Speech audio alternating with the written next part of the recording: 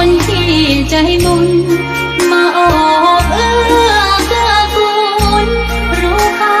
ของบุญเก็บบัวขึ้นมาเพื่อสร้างความดีและเสริมบารมีดังว่าใช้ดอกบัวนี้บูชาพระสัมมาสัมพุทธา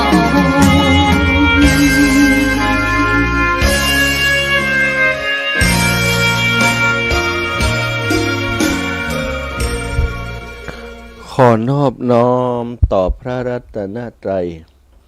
แก้วเจ้าสามประการน้อมเอาคุณพระพุทธเจ้าคุณพระธรรมเจ้าคุณพระสังฆเจ้าคุณพระอรหันตเจ้าอริยสงฆ์เจ้าจุตนจุองค์ได้เมตตาแผ่ปารมีมาเป็นนวโลกุตรธรรมปกเกล้าเกษาปกห่มรักษาครูบาอาจารย์พระมหาเถระพระเถรานุเถระเพื่อนสหธรรมิกสหพรหมจารีทุกรูปทุกองค์ปกห่มรักษาศรัทธาสาธุชนคนดีเฒ่าแก่อีพ่ออีแม่ตั้งหลายทุกท่านทุกคนที่ติดตามรับฟังรายการเสียงธรรมแสงอรุณเจ้าวันนี้ซึ่งวันนี้วันที่29เดือนมิถุนาศักราชพระพุทธาได้2567พระวรรษาวันนี้สถาอิปออิแมตตั้งหลายปกติเป็นเวลาของครูบาอาจารย์ท่านพระครูอภิวัฒนวิกรมแต่และตุลุงพระอาจารย์ชัยวัฒนาคเสโนเนาะคนใดคนหนึ่ง แต่ว่าวันนี้ท่านอาจารย์ได้มอบหมายท่านอาจารย์พระครูสมุท่านพระครูสมุชัยวัฒนาคเสโนหรือว่าตุลุงยองติดภาระธุระงานการของคณะสงฆ์ของวัดวาอารามที่มานิมนต์ตุลุงไปช่วยเป็นโฆษกประชาสัมพันธ์ในงานบุญงานกุศลของเปิ้นเนาะตุลุงนี่เป็นโฆษกชื่อเสียงโด่งดังในพื้นที่จังหวัดเชียงใหม่จังหวัดลำพูนพื้นที่ไกลกันอำเภอรู้สึกว่าจะเป็นพระธาตุดอยพระธาตุดอยหล่อหรือว่าดอยน้อยเนี่ยเนาะสถานเปิดมีงานตุลุงก็เลยต้องไปทำหน้าที่ในส่วนนี้ก็มอบเวลาคืนมาคืนที่ผ่านมาอาตมาก็เข้ารายการแตนตุลุงแต่พอดีว่าได้สนทนาอูจากับเจเจก่อนเนาะเจเจก็บอกว่าอาตมาเข้าก็เลยบัดได้เชื่อมสัญญาณลิงก์สัญญาณไปฮื้อสกัมอาตมาก็จัดรายการถึงตี 3ถึงตี 4ก็พักรายการไปพี่น้องต่างกันเชียงใหม่เปิ้นว่าเปิ้นอันฟังรายการอยู่นะวะเจเจโทรมาคงจะแจ้งเรื่องตุลุงไปที่ไหนอีกเนาะ เจเจว่าได้ครับภาษาครับครับผมตุลุงไปเป็นโฆษกวัดดอยหล่อครับวัดดอยหล่อแหลมจะดอยน้อยเนาะครับได้ดอยน้อยครับตุลุงไปเป็นโฆษกวัดดอยหล่อครับขอบใจเจเจนะครับกับภาษาครับสาธุเจเจตื่นแล้วนะเจเจก็ถ้าวันนี้เจเจโทรมาปลุกเนอะใช่ไหมเจเจโทรมาปลุกนาฬิกาปลุกหรือไม่เนาะนาฬิกาปลุกแล้วก็หูอาตมาถ้าจะนอนลึกลงไปรับลึกลงไปเนาะนาฬิกาปลุกตี 2:45บัดหูเรื่องเจโทรมาที่2:56นะต้องใจนาฬิกาของเจถึงจะดีก็ขอบใจเนอะเจที่ทำหน้าที่ดูแลสถานีเนาะเอิญกันสถาน อาตมาตื่นเจ้าเจเจก็ต้องซ้ำเจ้าก็อาตมานะเจเจนี่ก็ถือว่าเป็นบุคลากรที่ทำงานอยู่เบื้องหลังเนาะทำงานอยู่เบื้องหลังการทำงานของครูบาอาจารย์สามารถทดแทนชดเชยได้หลายอย่างได้ช่วยการช่วยงานมาเมื่อนานแล้วมีความรู้ดีนะในเรื่องของการถ่ายทอดนี่สถาเป็นคนที่สมองเร็วเวลาเขาจัดรายการที่ห้องส่งเนี่ยเจเจจะคอยควบคุมดูแลนู่นนั่นนี่เปิดเพลงเปิดเพลงเปิดไมค์เวลาพักต้องปิดไมค์เนี่ยเจจะคอยกำกับบางผิดพลาดอาตมานี่จังลืมเปิดเพลงงันบ่ได้ปิดคอมกูแต่นะมันจังมีเพลงแทรกเจพยายามจะเตือนบอกว่าต้องปิดเพลงไงก่อนอ่านเสียงมันดังนะ ขอบใจเนอะเจเนอะทักทายกันทักทายพ่ออีแม่กำลังตื่นกำลังนั่งนอนฟังกันก็มีผ่องกอดลุกมาทำการทำงานแล้วจะไปกาดไปลีเนาะพี่น้องต่างเวียงเป่ากาพี่น้องต่างหลายที่หลายแห่งเวียงเป่านี่มีบางส่วนเนาะที่เปิดฟังจาก Facebook ก็ฟังได้อยู่แม่เสาเขาแม่เสาแม่จันนะแม่จันปังยิ้วแม่เสาที่เป็นไปตลาดไปกาดเจ้านี่ก็ตื่นมาตอนเจ้าเหมือนกันเนี่ยก็ตังพี่น้องตังเมืองฝางเนาะตอนเจ้านี่ก็ฟังกันอยู่เมืองฝางแม่อายชัยประการไปถึงแม่แจ่มแม่สาบเสมอแม่แจ่มพี่น้องตังเมืองลี้ก็ได้ฟังเนาะตอนเช้านี่นะแล้วก็ตีลำปางของเฮาส่วนใหญ่ก็ฐานผู้ฟังตังลำปางนี่ก็เพิ่มขึ้นจาก 106.50 เมกะเฮิรตซ์ของวิทยาลัยส่งนครลำปางเมืองแปะเมืองน่านพะเยาเชียงไฮ้หลายพื้นที่ติดฟังกันก็ยินดีต้อนรับเข้าสู่รายการเสียงธรรมแสงอรุณในเจ้าวันนี้เนาะเป็นสารธรรมยามเจ้าของอาตมาภาพจัดแต่งครูบาอาจารย์พระมหาสมชาติชาตปัญโยวัดบรรพตสถิตอำเภอเมืองจังหวัดลำปางรับผิดชอบดำเนินรายการแต่งครูบาอาจารย์ขออำนวยพรให้ปล่อยแม่กำลังลุกกำลังตื่นกำลังฟังอยู่นี่ให้มีความสุขความสบายอกสบายใจตื่นเจ้ามามีแต่เรื่องดีๆเกิดขึ้นครับท่านทั้งหลายเนอะอยู่ดีมีสุขกินข้าวลำกินน้ำลงอยู่กับลูกกับหลานไปปั่มเป่งไปเนาะเฮามีชีวิตอยู่ถ้าชีวิตยังมีอยู่เหมือนกับนักมวยเนี่ยระฆังยังบ่หมดยกกำเตือก็ทำหน้าที่ของตัวเองให้ดีที่สุดเป็นนักมวยที่ดีที่สุดนะสู่ชีวิตสู่กับความทุกข์ยากลำบากทั้งหลายความทุกข์ในจิตในใจที่เกิดขึ้นเอาธรรมะของพระพุทธเจ้าฉลมหรือว่าต่อสู้นะสถาอยู่กับสติอยู่กับจิตใจที่มีความเมตตากรุณา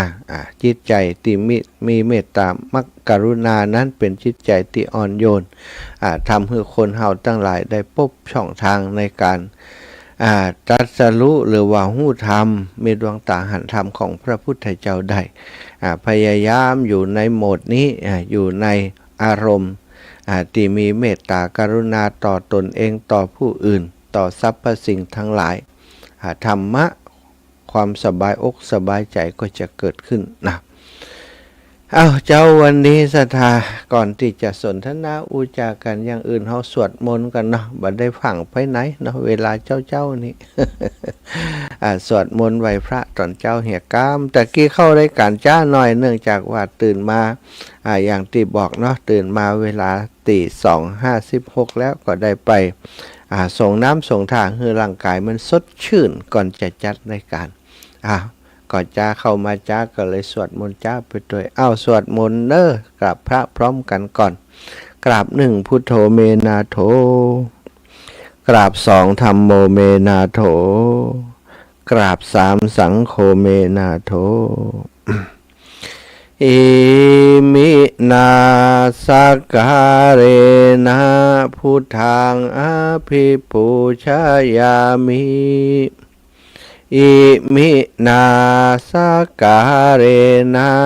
ธัมมังอภิปูชยามิอิมินาสการเณสังฆังอภิปูชยามิอะระหังสัมมาสัมพุทโธภะคะวาพุทธังภะคะวันตังอภิวาเทมิกราบสวากขาโตภะคะวะตาธัมโมธัมมังนะมัสสามิกราบสุปฏิปันโนภะคะวะโตสาวกสังโฆสังฆังนะมามิกราบนะโมตัสสะภะคะวะโตอะระหะโตสัมมาสัมพุทธัสสะนะโมตัสสะภะคะวะโต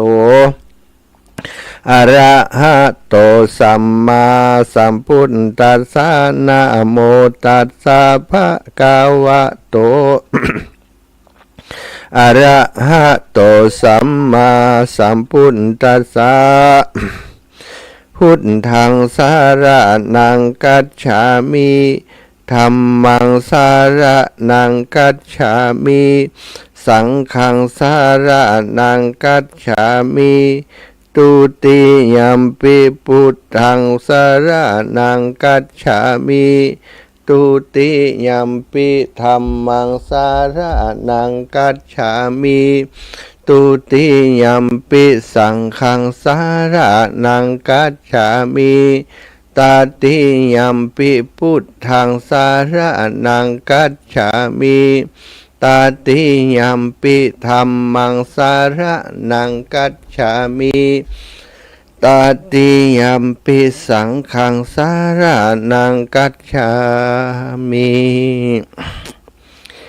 อิติปิโสภะคะวะอะระหังสัมมาสัมพุทโธวิชชาจารณะสัมปันโนสุขโตโลกวิทูอนุตตโรปุริสะธัมมสารทิสัทธาเทวะมนุษย์สานังพุทโธภะคะวะติสวากขาโตภะคะวะตาธัมโมสันทิฏฐิโกอากาลิโกเอหิปัสสิโกโอปานายิโกปัจจตังเวทิตาโพวินโยหิติสุปฏิปันโนภะคะวะโตสาวกสังโฆอุชุปฏิปันโนภะคะวะโตสาวกสังโฆยายะปฏิปันโนภะคะวะโต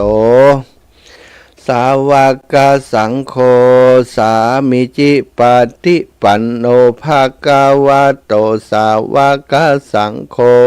ยะทิทังจัตตาลิปุริสายุคานิอัฏฐปุริสะปุคคะลาเอสะภะคะวะโตสาวกสังโฆอหุนายโยปะหุนายโยทักขินายโยอัญชาริการณิโยอนุตตรังปุญยักเขตังโลกัสสติศรัทธาญาติโยมทั้งหลายกราบพระพร้อมกันกราบหนึ่งพุทธังวารันตังสิราสานะมามิกราบสองธัมมังวารันตังสิราสานะมามิกราบสามสังฆังวารันตังสิราสานะมามิศรัทธาญาติโยมทั้งหลายไหว้พระสวดมนต์ทำวัดเรียบร้อยกำนี้ก็นั่งนั่งจากกันไปนำเรื่องราวดีๆเกี่ยวกับทานศีลภาวนามาสนทนาอุจจา ตามเวลาที่ได้รับมอบหมายจากครูบาอาจารย์มาเนาะบริหารเวลาเพื่อเกิดประโยชน์แก่ศรัทธาญาติโยมทั้งหลายเนอะอีปออีแม่ฟังอยู่ที่ไหนตั้งใดก็ดีรายการธรรมะยามเจ้านี้ก็ถือว่าเป็นบรรณาการเป็นของขวัญสำหรับทุกคนที่ตื่นเจ้า คนที่ตื่นควายก็ไม่ได้ยินนะศรัทธาบางฝ่องก็รับตัวนอนตัวนอนบ่ใจรับนอนยังบัดตื่นกำเตือเพราะตื่นเจ้าลูกหลานเขาเดียดก็เลยบัดตื่นเจ้าเตือยังนอนอยู่แต่ก็เปิดวิทยุฟังไปด้วยเรื่องราวดีๆต่างๆก็เกิดจากการที่นอนฟังไปแล้วก็ได้ฟังได้ความรู้ได้ตอนเจ้านี่สมองมันดีมันจะจดจำอย่างง่ายเนาะศรัทธาญาติโยมวันตะวาก็คือวันที่ผ่านมาตะวานี้ตื่นเจ้ามาได้อู้ถึงได้สนทนาธรรมกะว่าศรัทธาญาติโยมได้รับฟังกันทั่วแคว้นแดนดินถิ่นล้านนาที่เปิดรับสัญญาณได้นี้อู้จากันถึงเรื่องสามเณรคุณวิเศษของสามเณรที่เป็นพระอรหันต์แล้วสี่รูปสี่องค์ตะวานี้ปัณฑิตสามเณรสุขสามเณรเลวัตสามเณรที่สังกิจจาสามเณรที่พระพุทธเจ้าส่งไปหับบาตรพระมณีเนาะนางพระมณีว่าเป็นเน้นน้อยบ่ใส่บาตรงั้นจะเอาทุเจ้าเท่าไปเอาพระมหาเสนาบดีพระสารีบุตรมาพระโมคคัลลานะมาเปิ่นก็บ่เอาพระเถระเปิ่นหนีไปเหียสามเณรอยู่หันก็ย่ำใส่นะหนีกลับไปสุดท้ายเดือดร้อนถึงพระอินทร์พระอินทร์ลงมาแปลงร่างลงมาต้องการพามเท่ากะพระอินทร์เข้าไปหันสามเณรพระอินทร์ก้มลงกราบสามเณรหาว่าพระอินทร์นี่เป็นผีบ้า พากันหลักถูหลุดถูกังออกไปนอกบ้านปิดประตูปิกมาในบ้านนั่งโจโลอย่างเก่าตกใจจะล่นหนีจะล่นหนีผีสางหลอกกลางวันกันนี่พระอินทร์บอกจะล่นไปไหนหยุดเดี๋ยวนี้อินล่ะเอานี่เป็นพระอินทร์นะหนีไปไหนหนีไปไหนมันพ้นนี่พระอินทร์มานี่ท่านทั้งหลายทำบ่ถูกต้องแล้วสามเณรนี่มีคุณวิเศษนะเป็นพระอรหันตานะบ่ฮู้กะท่านต้องใส่บาตรของสามเณรก็พระมณีใส่บาตรสามเณรเรียบร้อยแล้วก็พร้อมกับพราหมณ์จึงพระอินทร์แปลงร่างมานะใส่บาตรเรียบร้อยก็พระมณีฉันแล้วพระเอ็นกินเข้าแล้วกาศรัทธาออกจากบ้านของพราหมณีวิธีการออกบ่ได้เดินออกประตูอย่างบ้านเฮา ใครลองดีกะรูปหนึ่งสานขึ้นไปบนอากาศทำลายจ่อฟ้าออกไปเพียงออกไปเพ่งออกไปเลยอีกรูปหนึ่งก็ออกไปด้านหน้าอีกรูปหนึ่งก็ออกไปด้านหลังด้านหน้าจั่วนะด้านหลังจั่วด้านหน้าจั่วด้านหลังอย่างบ้านเฮานี่กะอีกรูปหนึ่งดำดินไปหมดดินหายแวบไปเลยพระอินทร์ก็ซานไปทางใดหมอหัว5 คน 5 รูปกับ1 องค์องค์อินออกจากบ้านหลังนั้นไปโดยวิธีการอันใจฤทธิ์อิทธิฤทธิ์เนาะจะตาก็ทำให้พราหมณ์และพราหมณีอันปิติในบุญของตัวเก่าได้ใส่บาตรผู้มีคุณพิเศษแม้กระทั่งพระอินทร์ก็ลงมาหวาน ได้ถึงเรื่องนั้นไปศรัทธาญาติโยมว่าม่วนดีท่านอาจารย์เรื่องลูกเนนว่าแต่ว่าเมื่อแรงก็เรื่องลูกเนนช่วงนี้มันมีความรู้สึกว่าได้อ่านข่าวเนาะได้อ่านข่าวสารบ้านเมืองต่างๆเกี่ยวกับสถิติหรือว่าจำนวนพระสงฆ์องค์สังฆเจ้าปีนี้นี่ลดลงหลายสถาติศึกขาลาเพศไปแล้วก็บ่มีคนที่บวชเข้ามาใหม่ก็จึงทำให้จำนวนพระภิกษุสงฆ์องค์สามเณรเจ้านี่ลดลงไปเยอะ ก็เลยคิดว่าควรจะอู้จากันถึงเรื่องว่าเนี่ยยังได้เนาะเขาจะส่งเสริมสถาบันการบวชในส่งเสริมสถาบันของพุทธศาสนาของเฮาเนี่ยนะข้าส่งองค์สังฆเจ้าฮือมีนักขึ้นก็มาคืดกอยว่าถ้าดาออนนะที่มีโอกาสบวชเนี่ยเฮาส่งเสริมให้เพื่อนได้เข้ามาบวชนักนี่จะมีโอกาสที่จะทำให้มันขึ้นมันข้างพ่อง บวชเป็นสามเณรสามเณรบางองค์อยู่เป็น5 ปี10 ปีนะสถาบัดเดี๋ยวนี้อย่างเน้นน้อยนะเน้นน้อยที่อยู่วัดปักตังเจริญเนี่ยเฮียนป .4 นะเฮียนป .1 ถึงป .4 สถา7 ขวบจะอยู่ในวัดแห่มกี่ปีนะ7 ขวบนี่จบป .6 ก็6 ปีนะสถาถ้าจบม .3 แห่มโลออกก็เพิ่มไปแห่ม3 ปี7 ปี8 ปี9 ปีนะเปิ่นบวชตั้งน้อยๆได้ก็มาคิดถึงว่าสมัยก่อนเนี่ยมีสามเณรตัวน้อยๆเนี่ย6-7 ขวบมาบวชแล้วก็เป็นพระอรหันต์ได้บ่ต้องเฮียนอย่างนักนะพระสารีบุตรนี่เป็นอุปชาของสามเณรทั้งหลายเนี่ยมักจะสอนตะจะปัญจกะกรรมฐานให้กับสามเณรทั้งหลายเกสาโลมานักขาทันตาตะโจทันตานักขาโลมาเกสาเธอไปฝึกโดยความอนุโลมและปฏิโลมเกสาผมขนเล็บฟันหนังเนื้อเอ็นของมูนี้มีความเสื่อมไปเป็นธรรมดานะเป็นของสกปรกเป็นของบ่สะอาดเกสาผมนี่เส้นเดียวตกไปเลยในหม้อแกงเนี่ยตักใส่ไปปะใส่ผมขนาดของตัวเก่าแท้ๆนะบางคนนี่ขยะขยงเอาแกงนั้นไปคว่ำทิ้งเหี้ยกินข้าวอยู่ดีๆหั่นผมเส้นหนึ่งกลนข้าวผมมันตกลงไปบ่หันเอามาใส่หั่นข้าวอยู่ในจานข้าวดึงผมออกเอาเข้าไปหื้อหมาซะท่ะทำไมคนถึงรังเกียจทั้งที่อยู่ในตัวเฮาเนี่ยนี่เล็บก็เหมือนกันตัดเล็บแล้วเอาไปใส่ในหม้อแกงไผ่ตักใส่ไปเล็บไผ่นี่เนี่ยแกงคว่ำแกงเอาขวางเลยเนี่ยใหม่หนังเนื้อเอ็นทุกอย่างสถาญาติโยมของมูนี้เป็นของบาสะอาดเป็นของสกปรกเฮาถืออย่างอันเนาะแต่ถ้าอยู่ในตัวของเฮายังบ่รู้สึกอย่างอันรู้สึกว่าของสวยของงามผมวีแล้ววีแหมเล็บนี่แต่งแล้วแต่งแหม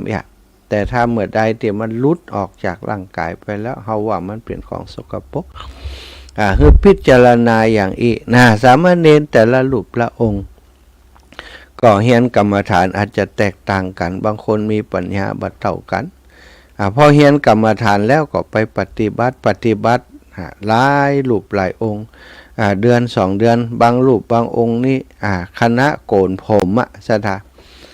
สังกิจจสามเณรหรืออย่างนี้นะคณะที่โกนผมโกนผมปรงผมย่ำตันแล้วเตือนเนี่ยสถากรรมฐานเกสาโลมานักขาทันตาตะโจนึกไปตัวเนื้อเนี่ยผมขนเล็บฟันหนังเนื้อเอ็นหันเป็นความสกปรกหันเป็นของบ่เที่ยงเป็นทุกข์เป็นอนัตตาอยู่ได้บ่หมดประกอบด้วยธาตุดินธาตุน้ำธาตุลมธาตุไฟเนอะเธอพิจารณาไปโกนผมยังบ่ตันแล้วเด้อบรรลุอรหันต์ก็มีนี่สถาอิปออิแมะทั้งหลายแล้วแต่ปัญญาของไผ่ของมันแต่ที่สำคัญคือเป็นสามเณรน้อยบริสุทธิ์พุทธผ่องอยู่อายุ6-7 ขวบบารมีสูงถึงได้มาบวชแล้วก็ได้บรรลุธรรมในเวลาอันรวดเร็วการบรรลุธรรมหรือว่าการหันธรรมของพระพุทธเจ้าการเป็นพระอรหันต์บ่ได้เลือกชั้นวรรณะว่าผู้หญิงผู้ชายเด็กหรือผู้ใหญ่สามารถบรรลุธรรมได้หมดสถาญาติโยมถ้าหากเขามีปุญญาบารมีมีความมานะพยายามในการที่จะดูแลจิตใจดูแลจิตใจของเขาเพ่งพินิจพิจารณา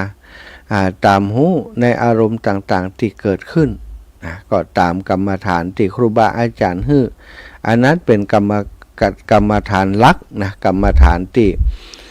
เปิ้นเรียกว่าเป็นถ้าเป็นหลักสูตรก็ต้องผ่านหลักสูตรนี้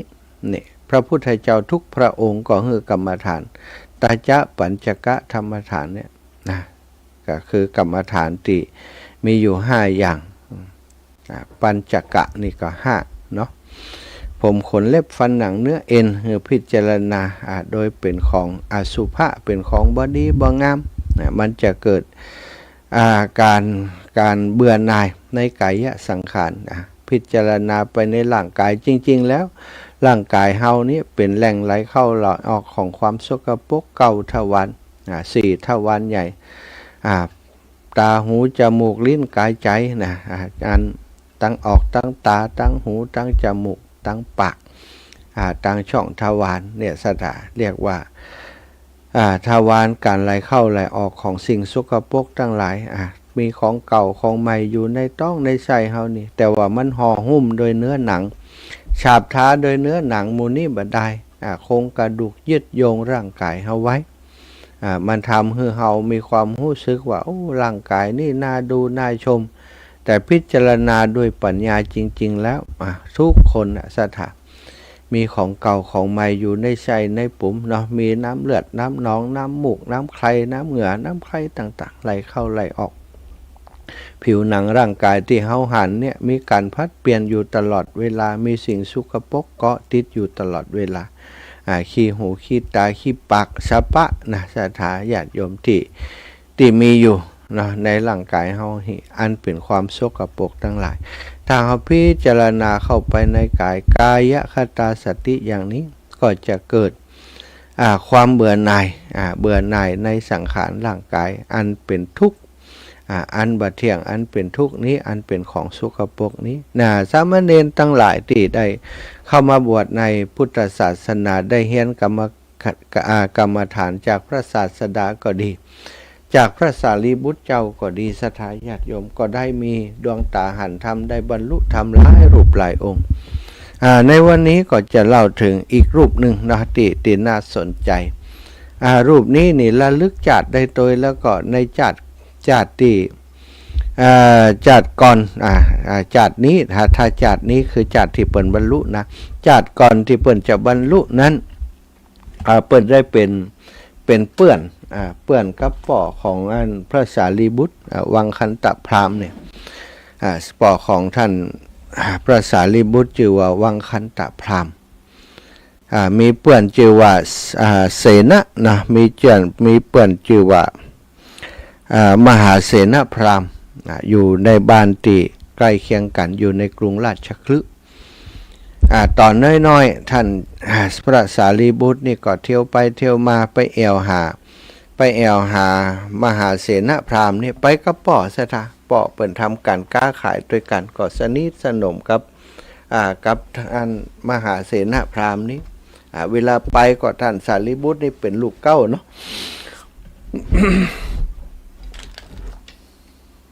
ก็ได้เดินทางไปกับป่อเป็นประจำไปแอวอันบ้านท่านมหาเสนพราหมณ์นี่นะคนเฮาสถาการทำมาหากินการประกอบอาชีพอย่างต่างๆการค้าการขายมันมีความบัดแน่นอนอยู่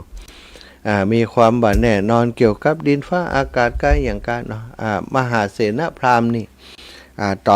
อนพระสารีบุตรยังบวชกำเตือนี่เปิ่นอันเป็นคนที่มีเงินมีทองมีคาทาสบริวารแต่ว่าอย่างที่บอกไปต่อมาการค้าขายบ่ค่อยดีพืชพันธุ์ไร่อาหารที่ปลูกไว้ในไร่ได้นาก็มีความเสียหายจึงทำให้เปิ่นกลับกลายมาเป็นคนยากจนซะท่าจากการที่อยู่ดีมีสุขอยู่ดีสบายนี้กลับกลายมาเป็นคนที่เป็นยากจนบ่มีทรัพย์บ่มีอะไรอย่างนะพระสารีบุตรนี้ก็เที่ยวจาริกไปบิณฑบาตท่านเป็นพระมหาเสนาบดีก็ยังบ่ลืมมหาเสนพราหมณ์นี้ยังระลึกถึงป่อเซียวผู้เป็นเซียวของป่อนี้ก็ไปวนเวียนไปที่บ้านของมหาเสนพราหมณ์นี้เป็นประจำเพื่อจะให้ป่อเพิ่นไ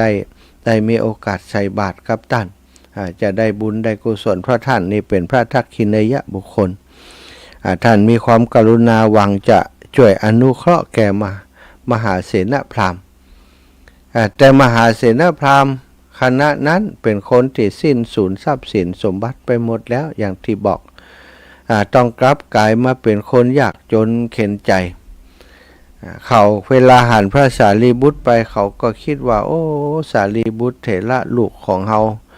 มาบิณฑบาตที่ประตูเฮือนของเฮา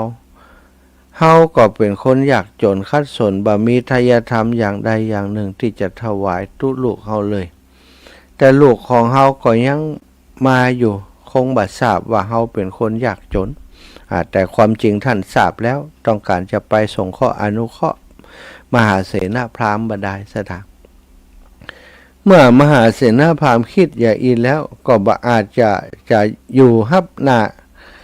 พระเถระได้ไปลบไปสอนเสียอยู่ตั้งหลังบ้านเป็นตาดีอินดูเนาะจะมาเผชิญหน้าลูกก็มีอย่างถวายไปแอบไปลบอยู่หลังบ้านลบอยู่ด้วยความทุกข์ใจวันหนึ่งพระสารีบุตรก็ได้ไปที่ประตูเรือนของมหาเสนพราหมณ์แห่มไปอยู่เป็นประจำซะท่าป่อลบก็จังเถอะนะลบก็ปล่อยลบไปก็ไปแห่มมหาเสนพราหมณ์ก็ได้ลบอีกเหมือนกันแต่พราหมณ์คิดว่าถ้าเฮาได้อย่างสิ่งใดสิ่งหนึ่งเฮาจะถวายแก่พระเถระผู้เป็นบุตรของเฮาแต่ว่าพราหมณ์ก็บ่ได้สิ่งใดเลยในวันนั้นซะท่าต่อมาภายหลังในวันหนึ่งมหาเสนพราหมณ์นี้ได้เข้าปายาตพร้อมกับผ้าสาดกผ้าห่มเนี่ยสถาผ้าห่มผ้าคลุมหรือว่าผ้าสาดกนี่เป็นผ้าเนื้อหยาบผืนหนึ่งในสถานที่ที่ไปสวดมนต์กับพวกพราหมณ์ทั้งหลายแห่งหนึ่งจึงถือเอาไปที่เรือนของตนและพอพราหมณ์ไปถึงเรือนก็ได้ครั้นได้นึกถึงพระสารีบุตรเถระขึ้นว่าเคยตั้งใจไว้ถ้าเฮาได้สิ่งใดสิ่งหนึ่งเฮาจะถวายแก่บุตรของเฮาเนาะพอไปถึงบ้านก็นึกถึงหันหน้าบ้านกุฏลูกท่านสารีบุตรมายืนอยู่ที่หน้าบ้านกายตรงนั้นไปก็คิดถึงลูกขึ้นมาคิดถึงลูกวันนี้เฮามีอาหารบิณฑบาตมีผ้าสาดกถ้าอย่างได้ถ้าลูกเฮามาบิณฑบาตวันนี้เฮาจะถวายเข้ามาทุปายาตนี้พร้อมกับผ้าสาดกนี้คือแก่ลูกของเฮาในขณะนั้นเองสถาพระสารีบุตรเถระเจ้าซึ่งกำลังเข้าฌานอยู่ภาวะที่จิตสงบแน่วแน่เนื่องมาจากการเพ่งอารมณ์เปิงเรียกว่าการเข้าฌานอยู่เมื่อออกจากฌานแล้วก็หันมหาเสนพราหมณ์ก็จึงคิดว่าพราหมณ์ได้ทายธรรมของพระทายธรรมนี่ก็คือของถวายพระแล้วรอการไปของเฮาอยู่หู้จากการที่ได้เพ่งฌานอยู่เฮาควรจะไปที่นั่นวะแล้วพระเถระก็ได้ไปห่มผ้าสังฆาติห่มจีวรอย่างเรียบร้อยปัดผ้าสังฆาติก็ถือเอาบาตรแล้วก็ไปปรากฏตนอยู่ที่ประตูเรือนของมหาเสนพราหมณ์ฝ่ายมหาเสนพราหมณ์พอได้หันพระสารีบุตรเถระก็มีจิตใจเลื่อมใสจึงเข้าไปหาแล้วก็ยกมือไหว้กล่าวคำปราศัยอันไพเราะนิมนต์ให้พระเถระเจ้าเข้าไปนั่งในเรือนแล้วพราหมณ์ก็ถือถาดใส่เข้าปายาตเข้าซุกตีหุงด้วยนมสดสถาปนเรียกว่าเข้าปายาตเต็มถาดนำไปใส่บาตรของพระเถระพระเถระเจ้าก็ฮับเอาบาตรเนาะมหาเสนพราหมณ์ได้เกลี่ยเข้าปายาตใส่บาตรให้กับพระเถระได้เกิงหนึ่งพระเถระก็เอามือปิดไว้พอแล้วว่ะ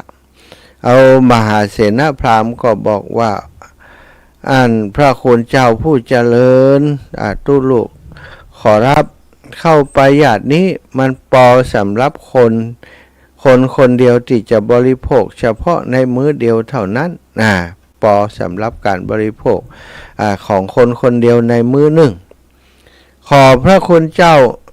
สงเคราะห์แก่กระผมในโลกหน้าโดยเถิด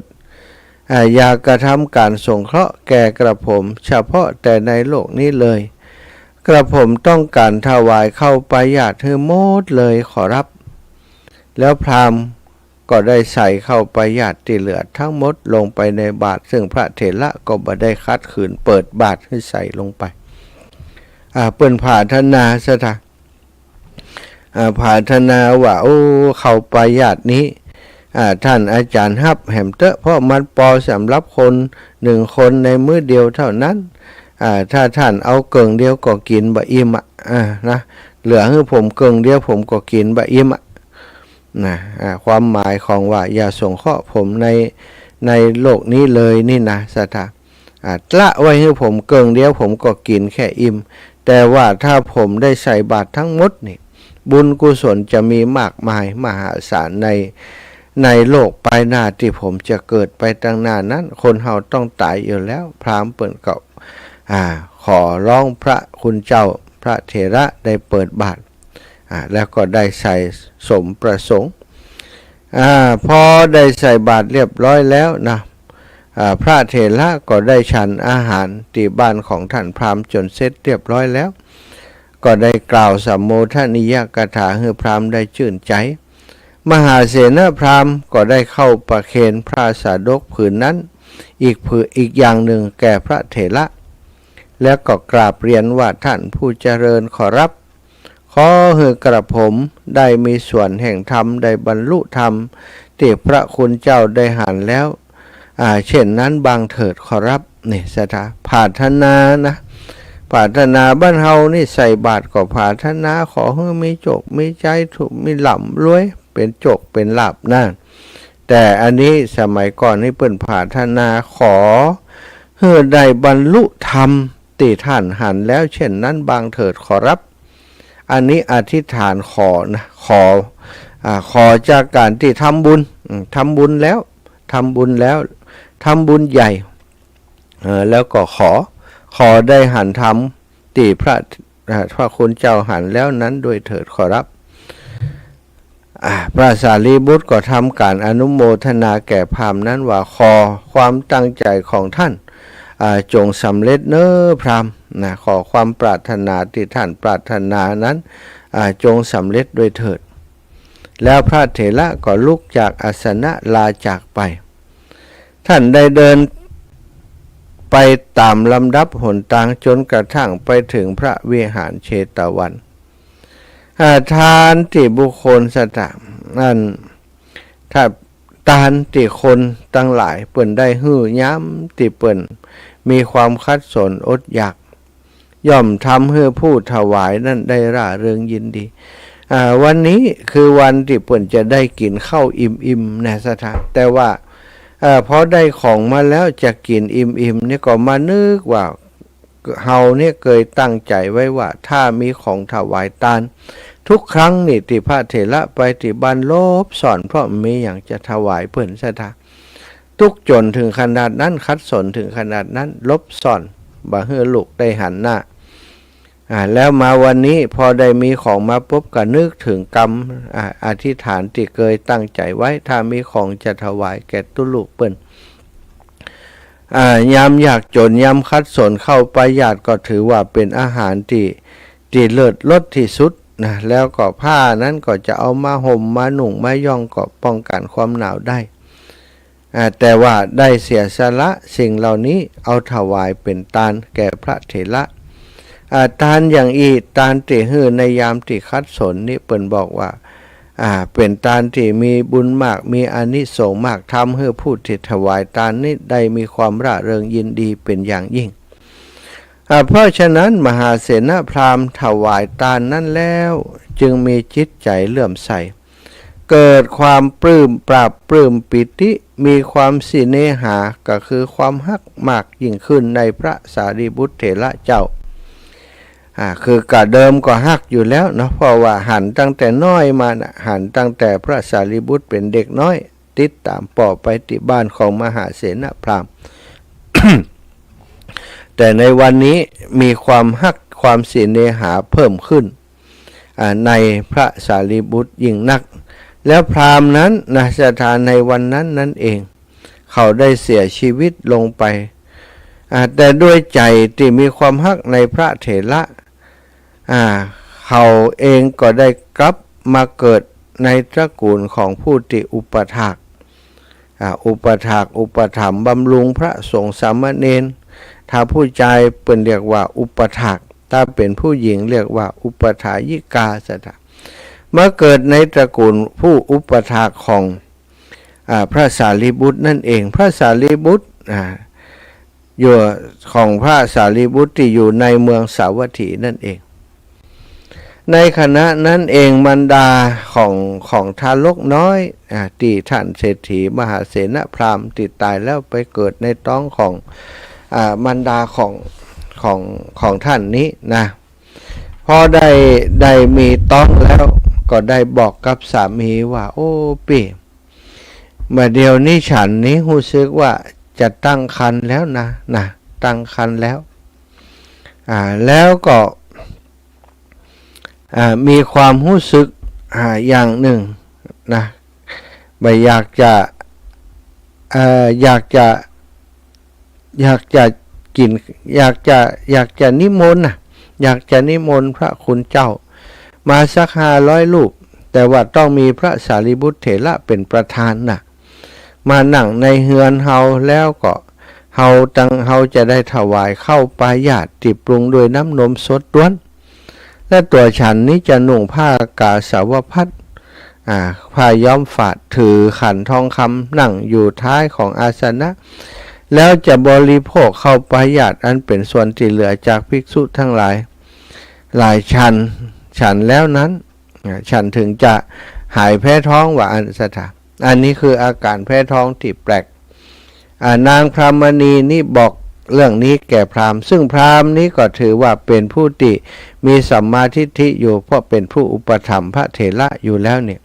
พอได้ฟังอย่างอันก็ดีใจบอกโอ้จะไปเป็นอย่างน้องปกติเฮาก็นิมนต์เปิ่นมาเป็นประจำแล้วเหรอแค่นี้มีปัญหาก็ได้ไปนิมนต์พระเถระมาพร้อมกับญาติทั้งหลายก็ช่วยกันมาทำเข้าปายาตปรุงด้วยนมสดล้วนถวายแก่ภิกษุ500 รูปโดยมีพระสารีบุตรเถระเป็นประธานนางพรามณีก็ทำตามที่ว่านั้นไปนั่งท้ายภิกษุทั้งหลายถือขันทองกะไหลทองเหี้ยก็กินเข้าปายาตที่เป็นเศษติดเหลือจากพระเถระและพระสงฆ์ฉันแล้วเนาะพอได้กินแบบนั้นแล้วก็หายเลยอาการแพ้ท้องก็หายไปหลังจากนั้นเมื่อตอนเปิ่นจะมีพิธีต่างๆเนาะตอนที่ทารกอยู่ในครรภ์บริหารครรภ์ต่างๆเนี่ยทุกครั้งที่มีงานมงคลแม้กระทั่งตอนที่เกิดได้7 วันก็ดีทำการตั้งชื่อก็ดีนี่ก็นิมนต์พระเถระมาโดยตลอดสถานทีนี้เมื่อเด็กน้อยในวันที่ทารกนั้นเนาะในส่วนวันที่ญาติทำกระทำบุญในวันที่ทารกเกิดพวกญาติอาบน้ำหือทารกนั้นแต่เช้าตรู่ประดับร่างกายแล้วหือทารกน้อยนั้นนอนบนผ้ากำพลไปคือผ้าที่ทอโดยขนสัตว์เช่นผ้าสักการะอย่างบ้านเฮาเนี่ยผ้าที่ทอละเอียดทอด้วยขนสัตว์มีค่าถึง100,000 กหาปณะทารกน้อยนั้นนอนบนผ้ากำพลนั่นเองได้แลดูพระสารีบุตรเถระแล้วก็คิดขึ้นได้ว่าโอ้พระเถระนี้เป็นอาจารย์เฮาแต่การก่อนเฮาได้สมบัตินี้เพราะอาศัยพระเถระนี้เฮาควรจะทำการบริจาคทานสักอย่าง1ถวายแก่พระภิกษุสงฆ์คณะที่ญาตินำทารกไปเพื่อประโยชน์ที่จะรับสิกขาบทจากพระเถระเด็กน้อยก็เอานิ้วก้อยเกี่ยวผ้ากำพลที่ตัวเองนอนอยู่นั้นเกี่ยวแล้วก็ยึดไว้สถานครั้งนั้นพวกญาติของทารกก็คิดว่าผ้ากำพลคล้องติดอยู่ที่นิ้ว มือของเด็กน้อยก็ช่วยกันจะปลดออกพอจะปลดออกน้องน้อยก็ให้สตาให้แวบ่เฮือออกให้เป็นอันอัศจรรย์แปลกนะให้ไม่ยอมเฮือเอาออกพวกอยากหันเด็กร้องไห้ก็กล่าวว่าขอพวกท่านจงหลีกไปเถิดอย่ากระทำให้เด็กร้องไห้เลยแล้วญาติพวกนั้นก็นำทารกไปพร้อมกับผ้ากำพลผืนนั้นในเวลาติทารกไหวพระสารีบุตรเถระทารกก็ชักนิ้วมือออกจากผ้ากำพลปล่อยให้ผ้ากำพลตกลงณที่ไกลเท้าของพระสารีบุตรเถระเจ้าฝ่ายญาติบ่ได้กล่าวว่าเด็กเล็กกระทำการเพราะบ่รู้เรื่องแต่ต่างก็พากันกล่าวว่าท่านผู้เจริญเจ้าข้าผ้ากำพลผืนนี้บุตรของข้าพเจ้าถวายแด่พระคุณเจ้าแล้วจงเป็นผ้าที่บริจาคแล้วเถิดเจ้าข้าแล้วพวกญาติก็กล่าวต่อไปว่าท่านผู้เจริญเจ้าข้าขอพระคุณเจ้ากรุณาให้สิกขาบทแก่ทาสของท่านผู้กระทำการบูชาด้วยผ้ากำพลราคา100,000 กหาปณะโดยเถิดเจ้าค่ะพระสารีบุตรมหาเถระเจ้าก็ถามว่าบัดเดี๋ยวนี้ไอ้น้อยนี่มันชื่อไอ้ยังญาติทั้งหลายกราบเรียนว่าขอให้ชื่อเหมือนพระคุณเจ้าได้ก่อเจ้าข้าวะพระสารีบุตรเถระก็จึงกล่าวว่าถ้าอย่างนั้นเด็กน้อยนี่ก็ชื่อว่าติสสะเนอะได้ยินว่าพระเถระสารีบุตรตอนเป็นฆราวาสหรือคฤหัสถ์นั้นชื่อว่าอุปติสสะมานพนะสถามารดาของทารกติสสะนั้นก็คิดว่าเราบ่ควรทำลายอัธยาศัยของบุตรเราได้ทำการมงคลแล้วก็ฮือชื่อว่าติสสะที่พระเถระปัดมอบฮือในเวลาตั้งชื่อแก่ทารกอย่างนี้แล้วในการกระทำมงคลเวลาที่บริโภคอาหารของเด็กในการทำมงคลเจาะหูของเด็กในการทำมงคลหนุ่งผ้าเด็กก็ดีในการทำมงคลโกนจุกน้องน้อยคนนี้ก็ดีได้ถวายเข้ามัทุปยาตมีน้ำน้อยแก่ภิกษุสงฆ์ประมาณ500 รูปมีพระสารีบุตรเป็นประธานสงฆ์ทุกครั้งไปเมื่อเด็กชายติสสะเจริญเติบโตเจริญวัยได้7 ขวบก็จึงบอกกับมารดาคุณแม่ว่าแม่ครับกระผมจะไปบวชในสำนักของท่านสารีบุตรเถระผมอยากบวชครับแม่ผู้เป็นแม่ก็ตอบว่าดีแล้วลูกเอ๋ยเมื่อก่อนแม่ก็ได้หมายใจไว้ว่าเฮาจะบ่ควรจะทำลายอัธยาศัยความประสงค์ของลูกก็คิดอยู่เสมอว่าตอนแม่แพ้ท้องนั้นทำไมแม่ถึงอยากนุ่งผ้าห่มผ้าย้อมฝาดซึ่งเป็นผ้าที่พระสงฆ์องค์สังฆเจ้าเปิ้นนุ่งกันนักบวชเปิ้นนุ่งกันก็คงเป็นเพราะบุญของลูกนั่นแหละลูกเอ๋ยแม่ขออนุญาตให้ลูกบวชได้ลูกนางก็ไปแล้วนางก็ใจคนไปกราบเรียนนิมนต์พระสารีบุตรเถระมาถวายอาหารแด่พระเถระผู้มาถึงแล้วก็กล่าวว่าท่านผู้เจริญเจ้าข้าทาสของท่านกล่าวว่าจักบวชพวกดิฉันจึงนำทาสของท่านจะนำจักได้นำทาสของท่านไปติวิหารในเวลาเย็นในวันนี้เนอเจ้าข้าวะครั้นนางส่งพระเถระกลับไปแล้วพอถึงเวลาเย็นมารดาของเด็กชายติสสะพร้อมกับหมู่ญาติทั้งหลายก็พาเด็กชายติสสะไปที่วิหารพร้อมเครื่องสักการะซึ่งสักการะก็เครื่องที่แสดงความเคารพอย่างบันเฮาถูกเทียนแพกาศรัทธาทั้งหลายเป็นจำนวนมากแล้วก็มอบถวายแด่พระสารีบุตรเถระเจ้าพระสารีบุตรก็กล่าวกับเด็กชายติสสะนั้นว่าก่อนจะบวชนี้ก็ฮือโอวาทก่อนดูก่อนติสสะติสสะเฮยการบรรพชาเป็นสิ่งที่กระทำได้ยากนะการจะบวชเป็นเณรอุปสมบทเป็นตู้เจ้านี้ เป็นสิ่งที่คนทำหลายทำได้ยา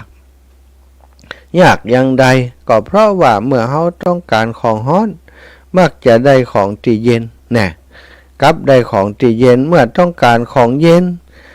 กับได้ของที่ร้อนนักบวชทั้งหลายย่อมเป็นผู้หาเลี้ยงชีพโดยฝืดเคืองบ่สะดวกบ่ราบรื่นอยากจะกินหยังตามอกตามใจก็ไม่ได้นะได้อยากกินของร้อนได้ของเย็นอยากของเย็นได้ของร้อนนักบวชทั้งหลายเป็นผู้เลี้ยงชีพอย่างฝืดเคืองคือบ่สู้จะพอใจนะเธอก็เธอได้รับความสุขมาแล้วเธอจะสามารถมาบวชแบบนี้ได้หรือเด็กชายติสสะก็กราบเรียนว่าท่านอาจารย์ขอรับกระผมสามารถกระทำได้ทุกอย่างตามทำนองที่ท่านบอกแล้วขอรับถึงจะลำบากอย่างใดผมก็ยอมพร้อมที่จะปฏิบัติตามนั้นถึงจะฝืดเครื่องอย่างใดก็ตามบาเป็นสิ่งที่ผมจะหวั่นไหวผมประสงค์จะบวชอย่างเดียวนะพระเถระก็กล่าวว่าอันก็ดีแล้วจึงได้สอนตจะปัญจกะธรรมกรรมฐานกรรมฐานที่มีหนังเป็นที่ครบ5ท่านสอนให้พิจารณาร่างกาย5อย่างก็คือผมขนเล็บฟันหนังนะสถา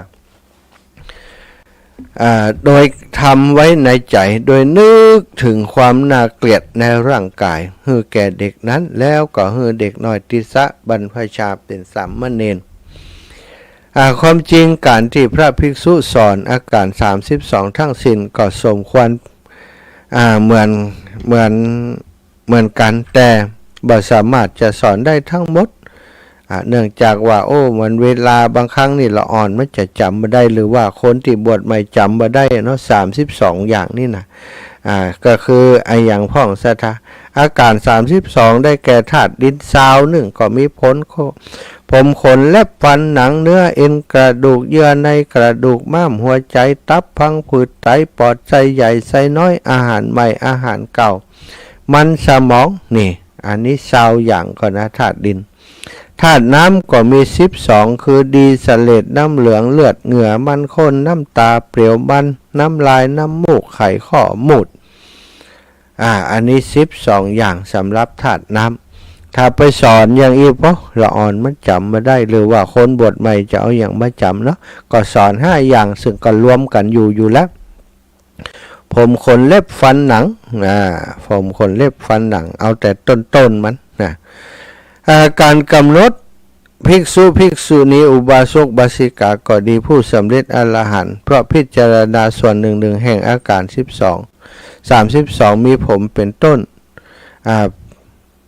ก็สามารถพิจารณาได้แต่ว่าพิจารณาไปแล้วมันก็จะรวมกับ32นั้นถึงจะสำเร็จเป็นพระอรหันต์ได้ในที่สุดสถาภิกษุทั้งหลายผู้บัญชลาดเมื่อจะให้กุลบุตรบรรพชาย่อมทำอุปนิสัยแห่งพระอรหันต์ให้พินาศไปเพราะฉะนั้นพระสารีบุตรเถระจึงได้สอนกรรมฐานก่อนแล้วจึงให้รับไตรสรณคมหรือว่าการเปล่งว่าจะถึงพระพุทธพระธรรมพระสงฆ์เป็นสรณะแล้วก็ให้ศีล10แก่สามเณรมารดาบิดากระทำการสักการะแก่บุตรผู้บรรพชาเป็นสามเณรแล้วก็ได้ถวายข้าวมัทุปายาตมีน้ำน้อยเท่านั้นแด่พระภิกษุสงฆ์โดยมีพระพุทธองค์ทรงเป็นประธานอยู่แต่เฉพาะในวิหารนั้นตลอด7 วันสถาได้ไปไหนฝ่ายภิกษุทั้งหลายได้โพลธนากล่าวโทษติเตียนว่าเฮาทั้งหลายบ่สามารถจะฉันข้าวมัทุปายาตมีน้ำน้อยเป็นนิดได้มารดาของติสสะสามเณรได้กลับไปบ้านเวลาเย็นวันที่7นั้นและในวันที่8ติสสะสามเณรจึงเข้าไปบิณฑบาตกับภิกษุทั้งหลายฝ่ายชาวเมืองสาวัตถีต่างกล่าวกันว่าได้ยินข่าวว่าในวันนี้ติสสะสามเณรจะเข้ามาบิณฑบาตหมู่เฮาจักกระทำการสักการะแก่สามเณรนั้นแล้วชาวเมืองก็จึงท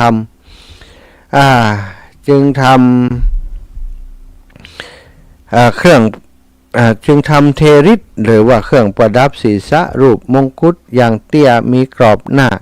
โดยผ้าสาดกประมาณ500ผืนและจัดแจงบิณฑบาต500ตีแล้วก็เข้าไปรอคอยถวายที่หนต่างพอรุ่งเจ้าขึ้นบุคคลทั้งหลายก็ได้มาถวายที่ป่าใกล้วิหารนั่นเองสถาติสาสามเณรได้รับบิณฑบาต1,000 ปันติพร้อมกับผ้าสาดก 1,000 ผืนในเวลาเพียง2 วันเท่านั้นแล้วก็ได้ถวายแด่พระภิกษุสงฆ์ทั้งหมดได้ยินว่าผลอันนี้เป็นผลจากการที่ได้ถวายผ้าสาดกเนื้อหยาบติสะสามเณรได้ถวายในชาติที่เป็นมหาเสนาพราหมณ์สถาพอมาเกิดในชาติที่เป็นติสะนี้ก็ได้มีคนได้ถวายผ้าสาดกถึง1,000 ผืนแก่สามเณรครั้งนั้นภิกษุทั้งหลายก็จึงได้ตั้งชื่อติสสะสามเณรเสียใหม่ว่าบิณฑปาตทายกะติสสะติสสะสามเณรผู้เฮือบิณฑบาตต่อมาในวันฤดูหนาววันหนึ่งสามเณรก็เดินไปรอบวัดไปปะใส่พระภิกษุสงฆ์ทั้งหลายซึ่งอากาศหนาวก็นั่งหิ่งไฟกันอยู่ก็ได้ถามว่าข้าแต่ท่านอาจารย์ทั้งหลายขอรับเหตุจะใดท่านจึงได้ต้องนั่งผิงไฟอยู่ขอรับภิกษุทั้งหลายก็บอกว่าเพราะความหนาวเย็นเบียดเบียนหมู่เฮาสามเณรน้อยติสสะสามเณรก็กราบเรียนว่าข้าแต่ท่านทั้งหลายขอรับในฤดูหนาวท่านทั้งหลายควรห่มผ้ากำพลเพราะว่าผ้ากำพลนั้นสามารถกันหนาวได้ดีนะครับภิกษุทั้งหลายก็กล่าวว่าดูก่อนสามเณรน้อยเธอเป็นคนมีบุญมากจักต้องได้ผ้ากำพลแต่หมู่เฮาจักได้ผ้ากำพลมาจากที่ไหนเล่าสามเณรติสสะสามเณรก็กราบเรียนว่าท่านทั้งหลายขอรับถ้าฉะนั้นกระผมขอให้ท่านทั้งหลายผู้มีความต้องการผ้ากำพลจงมากับผมเถิดขอรับว่าสามเณรจวนภิกษุทั้งหลายในวิหารทั้งหมดไปบิณฑบาตภิกษุทั้งหลายกล่าวกันว่าพวกเฮาจักไปกับติสสะสามเณรเพื่อนำผ้ากำพลมาก็ได้มีภิกษุที่ออกไปประมาณ 1,000 รูปโดยอาศัยสามเณรอายุ7 ขวบ สามเณรป่าไปบิณฑบาตสามเณรบ่ได้คิดเลยว่าเฮาจักได้ผ้ากำพลมาจากที่ไหนเพื่อจะถวายภิกษุประมาณ 1,000 รูปนี้บ่ได้คิดว่าจะได้มาจากไหนแต่ว่ามีความมั่นใจว่าต้องได้แน่นอนเพราะบุญติดตัวเองสร้างสมไว้นี่แต่ชาติก่อนหรือว่าชาตินี้ก็ตามที่ได้ทำไว้เนี่ยต้องไปโดนจิตโดนใจศรัทธาทั้งหลายที่อยากจะถวายผ้ากำพลเป็นแน่สามเณรจึงนำภิกษุเหล่านั้นมุ่งหน้าไปสู่พระนครนั้นทานที่บุคคลถวายดีแล้วย่อมมีอานุภาพอำนาจเช่นนี้ศรัทธาญาติโยมเมื่อติสสะสามเณรเที่ยวไปตามลำดับเรือนภายนอกนครนั้นนอกนครกับในนครนะศรัทธานอกกำแพงกับในกำแพงอีกนะเดินนอกนครนั้นได้ผ้ากำพลถึง500 ผืนท่านจึงเข้าไปในนครแหมบุคคลทั้งหลายต่างนำผ้ากำพลจากที่โน่นที่นี่มาถวายแล้วขณะนั้นก็มีบุรุษคนหนึ่งเดินไปที่ประตูร้านตลาดได้หันพ่อค้าคนหนึ่งขายผ้ากำพลอยู่กำลังขี่ผ้ากำพล500 ผืนอยู่เขาจึงบอกว่าท่านผู้เจริญมีสามเณรองค์หนึ่งกำลังเที่ยวรวบรวมผ้ากำพลเดินมาทางนี้นะท่านจงซ่อนผ้ากำพลของท่านเสียเถิดพ่อค้านั้นก็ถามว่าสามเณรนั้นถือเอาผ้ากำพลที่เขาฮื้อหรือว่าบ่ได้ฮื้อเล่าถามว่าเขาฮื้อหรือบ่ฮื้อที่ได้ผ้ากำพลนั้นบุรุษนั้นก็ตอบว่าสามเณรเขาเอาเฉพาะผ้ากำพลที่มีคนฮื้อเขาเท่านั้นว่าพ่อค้านั้นก็จึงกล่าวว่าเมื่อเป็นเช่นนั้นถ้าเฮา ต้องการฮื้อเขาก็จะฮื้อถ้าเขาบ่ต้องการฮื้อเขาก็จะบ่ฮื้อท่านจงไปเถิดแล้วก็ส่งบุรุษนั้นฮื้อหลีกไปความจริงศรัทธาญาติโยมคนพวกตนีทีเหนียวผู้เป็นอันธพาลมืดบอดนั้นเมื่อหันผู้อื่นทำทานอย่างนี้ตัวเองเป็นคนตนีเป็นคนขี้จินะจึงได้ห้ามปรามคนอื่นคนอย่างนี้จะได้ไปเกิดในนรกพ่อค้านั้นก็คิดว่าบุรุษมาตามเจตนาของตนมาบอกเขาท่านจงซ่อนผ้ากำพลของท่านเสียเถิดฝ่ายเฮาก็กล่าวว่าถ้าสามเณรนั้นถือเอาเฉพาะที่ของที่เขาฮื้อถ้าเฮาต้องการเฮาก็จะฮื้อถ้าเฮาไม่ต้องการเฮาก็ฮื้อนะถ้าเฮาบ่ต้องการฮื้อเฮาก็จะบ่ฮื้อก็เมื่อเฮาบ่ฮื้อของที่สามเณรหันแล้วเฮาย่อมรู้สึกละอายเมื่อเฮาซ่อนของตนไว้ย่อมบ่มีโทษในหยังเพราะว่ามีผ้ากำพล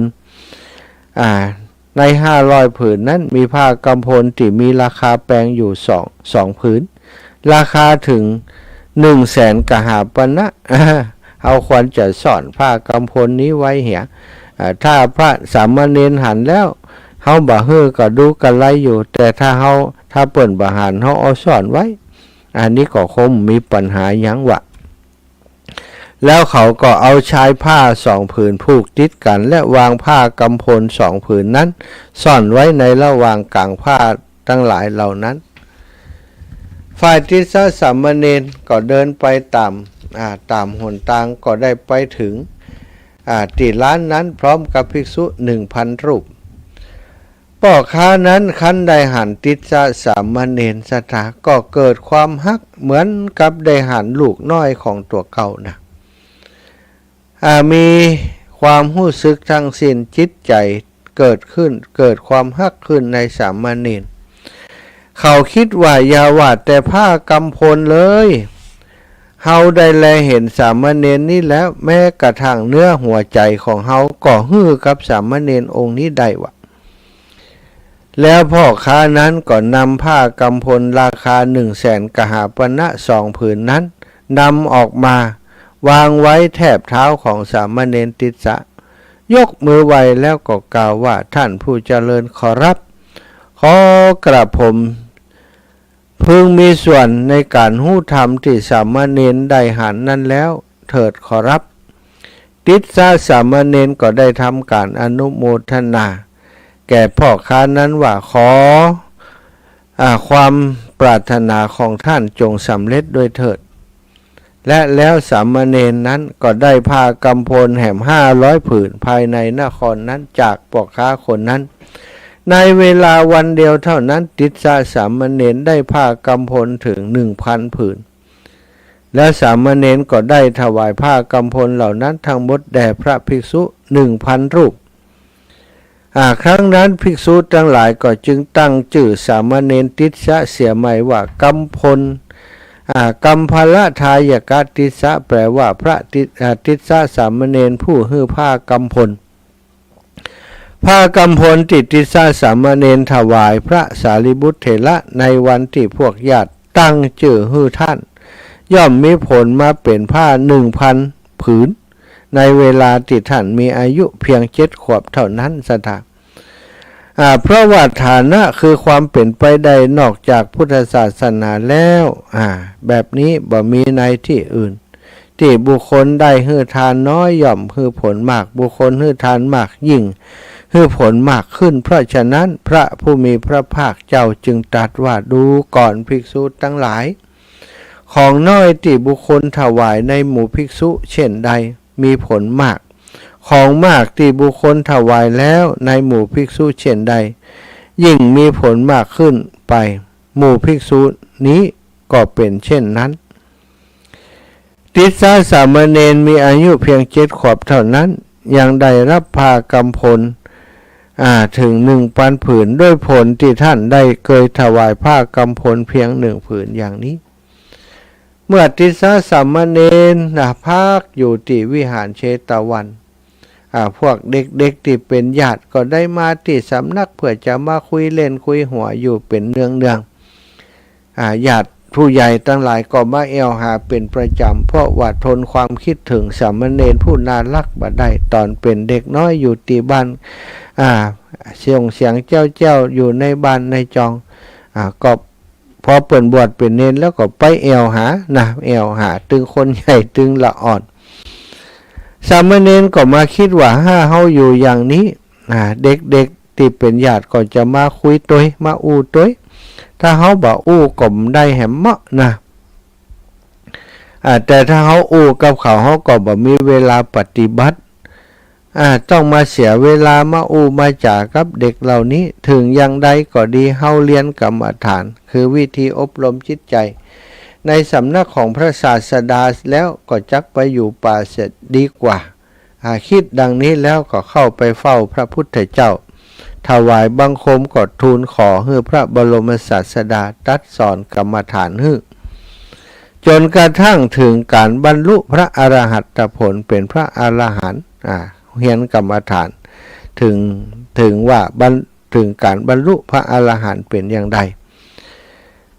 จากนั้นเฮียนเรียบร้อยก็กราบลาพระสารีบุตรผู้เป็นอุปชาได้ถือเอาบาตรและจีวรไปจากวิหารแล้วคิดว่าถ้าเฮาอยู่ใกล้ตีไกลๆนี้พวกญาติก็จะมาร้องเรียกร้องเฮาไปท่านจึงเดินไปสิ้นระยะทาง120 โยชน์ก็คือเท่ากับโยชน์1 โยชน์ก็เท่ากับ400 เซนหรือก็เท่ากับ16 กิโลเมตรครั้งนั้นติสสะสามเณรได้เดินทางไปถึงประตูบ้านแห่งหนึ่งก็ได้พบชายชราคนหนึ่งจึงถามว่าอุบาสกจะวิหารในป่าทั้งหลายของผู้อยู่ในป่าในประเทศนี้มีอยู่หรือไม่บ้านนี้เมืองนี้เนี่ยมีวัดมีวาอยู่ก่อนวิหารละที่อยู่ที่สบายสำหรับผู้ที่ประสงค์จะปฏิบัติธรรมมีอยู่ก่อนถามอุบาสกก็ตอบว่ามีอยู่ขอรับสามเณรถ้าอย่างนั้นท่านจงบอกทางแก่เฮาอุบาสกก็หันสามเณรก็เกิดความฮักเหมือนดังบุตรขึ้นมาทันทีเหมือนกันคณะที่อุบาสกยืนอยู่ที่นั้นก็บ่ได้บอกสามเณรแต่ได้เชิญว่ามาเถิดครับกระผมจะบอกให้ขอรับแล้วก็นำตังสามเณรไปจนถึงวิหารนั้นสามเณรติสสะสามเณรเดินไปกับอุบาสกชรานั้นจนไปถึงได้หันประเทศ5 แห่งประดับโดยดอกไม้และผลไม้ต่างๆในระหว่างทางก็ถามว่าอุบาสกอันนี้ชื่ออะไรยังอันนี้ชื่ออะไรยังอันนี้ชื่ออะไรยังจนไปถึงวิหารจนไปถึงวิหารอุบาสกก็บอกว่าสามเณรครับสถานที่นี้เป็นที่สบายขอสามเณรจงอยู่ในสถานที่นี้เถิดแล้วก็ถามว่าท่านสามเณรชื่ออะไรอย่างก็ครับว่าติสสะก็ตอบว่าอาตมาชื่อว่าติสสะเนอะมาอยู่ในป่าก็คือวันนะวาสีติสสะอีกก็แล้วกันอุบาสกก็กราบนิมนต์วันนะวาสีติสสะสามเณรว่าวันพุธเมื่อเจ้าขอสามเณรไปบิณฑบาตที่บ้านผมเนอะขอรับแล้วเขาก็ลากลับไปก็บอกแก่คนทั้งหลายในหมู่บ้านว่าตอนนี้มีสามเณรชื่อว่าวันนะวาสีติสสะมาอยู่ที่วิหารที่น่าลื่นลมในป่าใกล้บ้านของเฮาขอท่านทั้งหลายจงจัดแจงข้าวต้มและข้าวสวยเป็นต้นถวายแก่สามเณรนั้นเถิดครั้งแรกสามเณรมีชื่อว่าติสสะเนาะสถาต่อมาได้ชื่อแห่มสามชื่อต่างกรรมต่างวาระครั้งที่1ได้ให้บิณฑบาตแก่ภิกษุทั้งหลาย 1,000 รูปได้ชื่อว่าบิณฑบาตทายกติสสะต่อมาได้ให้ผ้ากำพล 1,000 ผืนแก่ภิกษุทั้งหลายก็ได้ชื่อว่ากัมพละทายกติสสะต่อมาเข้ามาอยู่ในป่าก็ได้ชื่อว่าวนนะวาสีติสสะรวมเป็นชื่อที่4ชื่อเดิมของท่านก็คือติสสะบดายตอนอายุ4 ชื่อตอนอายุ7 ขวบนี้ วันรุ่งขึ้นสามเณรก็ได้จาริกไปเพื่อจะบิณฑบาตในหมู่บ้านญาติโยมทั้งหลายก็ป้ากันมาใส่บาตรพอใส่บาตรแล้วท่านก็ปอนว่าขอท่านทั้งหลายจงมีความสุขพ้นจากความทุกข์เถิดปอนกับศรัทธาญาติโยมทั้งหลายวันต่อมาก็ไปบิณฑบาตญาติโยมทั้งหลายก็นิมนต์ว่าขอกราบท่านเจ้าข้าเมื่อท่านอยู่ในที่นี้ตลอด3 เดือนหมู่ผมจะรับพระรัตนะจะรับไตรสรณคม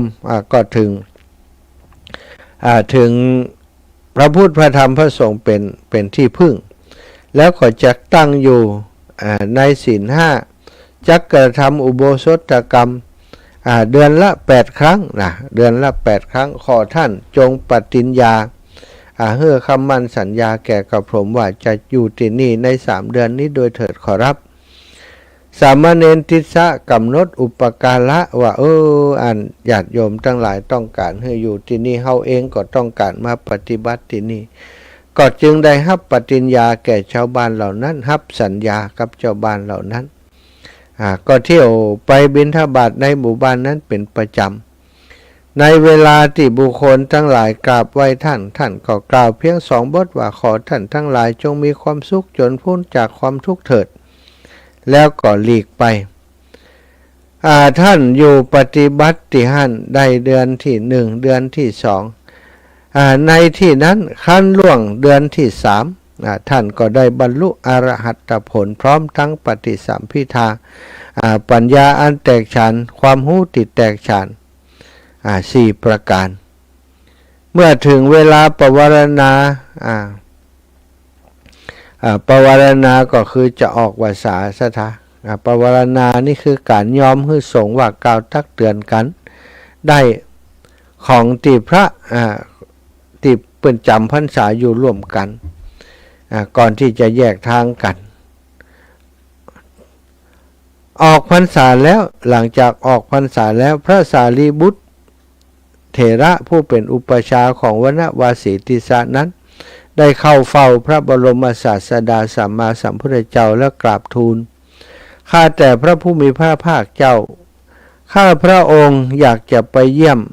ติสสะสามเณรพระเจ้าค่ะบ่ฮู้เป็นอย่างใดพ่องไปอยู่ที่อื่นเพียงลำพังอ่อน7 ขวบจะเป็นอย่างใดพ่องบ่ฮู้พระบรมศาสดาก็บอกไปเถิดสารีบุตรแล้วพระสารีบุตรก็ไปบอกพระโมคคัลลานะพระสารีบุตรพร้อมกับภิกษุ500 รูปก่อนจะเดินทางไปก็บอกพระโมคคัลลานะและบอกพระอสิติมหาธีระทั้งหลายพระอนุรุทธะพระมหากัสสปะพระอานนท์ทุกรูปทุกองค์บอกพระเถระทั้งหลายเหล่านั้นพอพระสารีบุตรบอกว่าจะไปเยี่ยมติสสะสามเณรก็ต่างมีความประสงค์อยากจะไปเหมือนกันอยากจะไปเยี่ยมโดยเหมือนกันก็ปากันไปแต่ละรูปแต่ละองค์ก็มีพระสงฆ์ที่เป็นสัทธิวิหาริกคนละ500เนี่ยศรัทธาก็ได้ปากันไปมีภิกษุติดตาม500 รูปติดตามกันไป80 รูปศรัทธาดูแต่ละรูปมีภิกษุ500 รูปไปตัวไปด้วยกันทึดๆเนาะ ไปเยี่ยมสามเณรรูปหนึ่งเมื่อไปถึงหมู่บ้านก็ไปถามว่าหมู่บ้านนี้มีสามเณรมาพักมายั้งอยู่ที่นี่ก็อุบาสกทั้งหลายเจ้าบ้านก็บอกว่ามีชื่อว่าวนวาสีติสสะแม่นก็แม่นแล้วอยู่ที่ไหนไปส่งจิมละศรัทธาญาติโยมทั้งหลายก็ปาพระเถระไปเมื่อท่านไปถึงติสสะสามเณรก็ได้ฮับบาตรของพระเถระ 2-3 รูปแล้วก็ทำการอุปถากดูแลปูเครื่องหลักตั้งประทีปอย่างต่างๆฮือกับพระเถระทั้งหลายที่ไปเมื่อพระเถระไป ศรัทธาญาติโยมก็ได้เข้าไปกราบพระสารีบุตรเถระเจ้าว่าโอ้พระเถระพระมหาสารีบุตรเถระเจ้าพร้อมกับภิกษุสงฆ์ทั้งหลายได้มาในคราวครั้งนี้เป็นบุญของบ้านเฮานักหนาขอพระเถระเมตตาได้แสดงพระธรรมเทศนาให้หมู่เฮาได้ฟังด้วยเถิดตลอดพรรษาที่เพิ่นมาได้อุปถัมภ์ลูกเนนลูกเน้นก็บ่ได้แสดงธรรมอย่างให้ฟังมีแต่ให้ปอนว่าท่านทั้งหลายจงมีความสุขปราศจากความทุกข์เถิดเต่าอันนะ2 บทแต่ยะวันนี้อยากจะฟังธรรมะจากพระมหาเถระทั้งหลายพระสารีบุตรก็บอกว่าดีแล้วถ้าท่านทั้งหลายอยากจะฟังธรรมก็จงมาปูตั้งโต๊ะตั้งปูเครื่องราชทำประทีปและน้ำมันเป็นต้นในวิหารเถิดทันใดนั้นเองบุคคลทั้งหลายก็จัดเตียงเป็นต้นติดตามพระเถระไปแล้วก็พาปากันเข้าไปวิหารพร้อมกับพระเถระทั้งหลายเหล่านั้นวันวาสีติสาสามเณรจำหมู่ภิกษุเหล่านั้นได้ก็ต้อนรับอุปถัมภ์เรียบร้อยแล้วในค่ำคืนวันนั้นเมื่อศรัทธาญาติโยมทั้งหลายต้องการฟังธรรมอุบาสกทั้งหลายต้องการฟังธรรมพระเถระก็เลยพระเถระสารีบุตรผู้อุปชาก็เลยได้กล่าวกับวนวาสีติสาสามเณรว่าดูก่อนสามเณรคนทั้งหลายจะมีความสุขอันต้องการฟังธรรมเธอจงเป็นผู้แสดงธรรมให้คนทั้งหลายได้ฟังด้วยเถิดพระอัน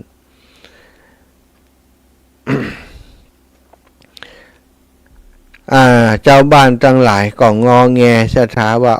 อันพระเถระเอาให้พระสงฆ์รูปอื่นแสดงธรรมแก่กับผมเถิดขอรับเพราะว่า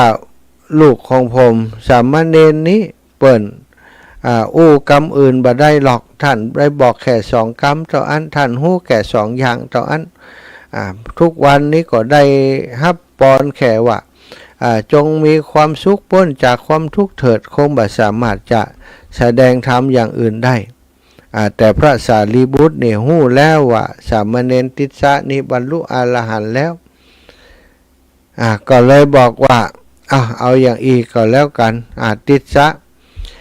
ทราบว่าเธอนี้ได้บอกเจ้าบ้านว่าท่านทั้งหลายจงมีความสุข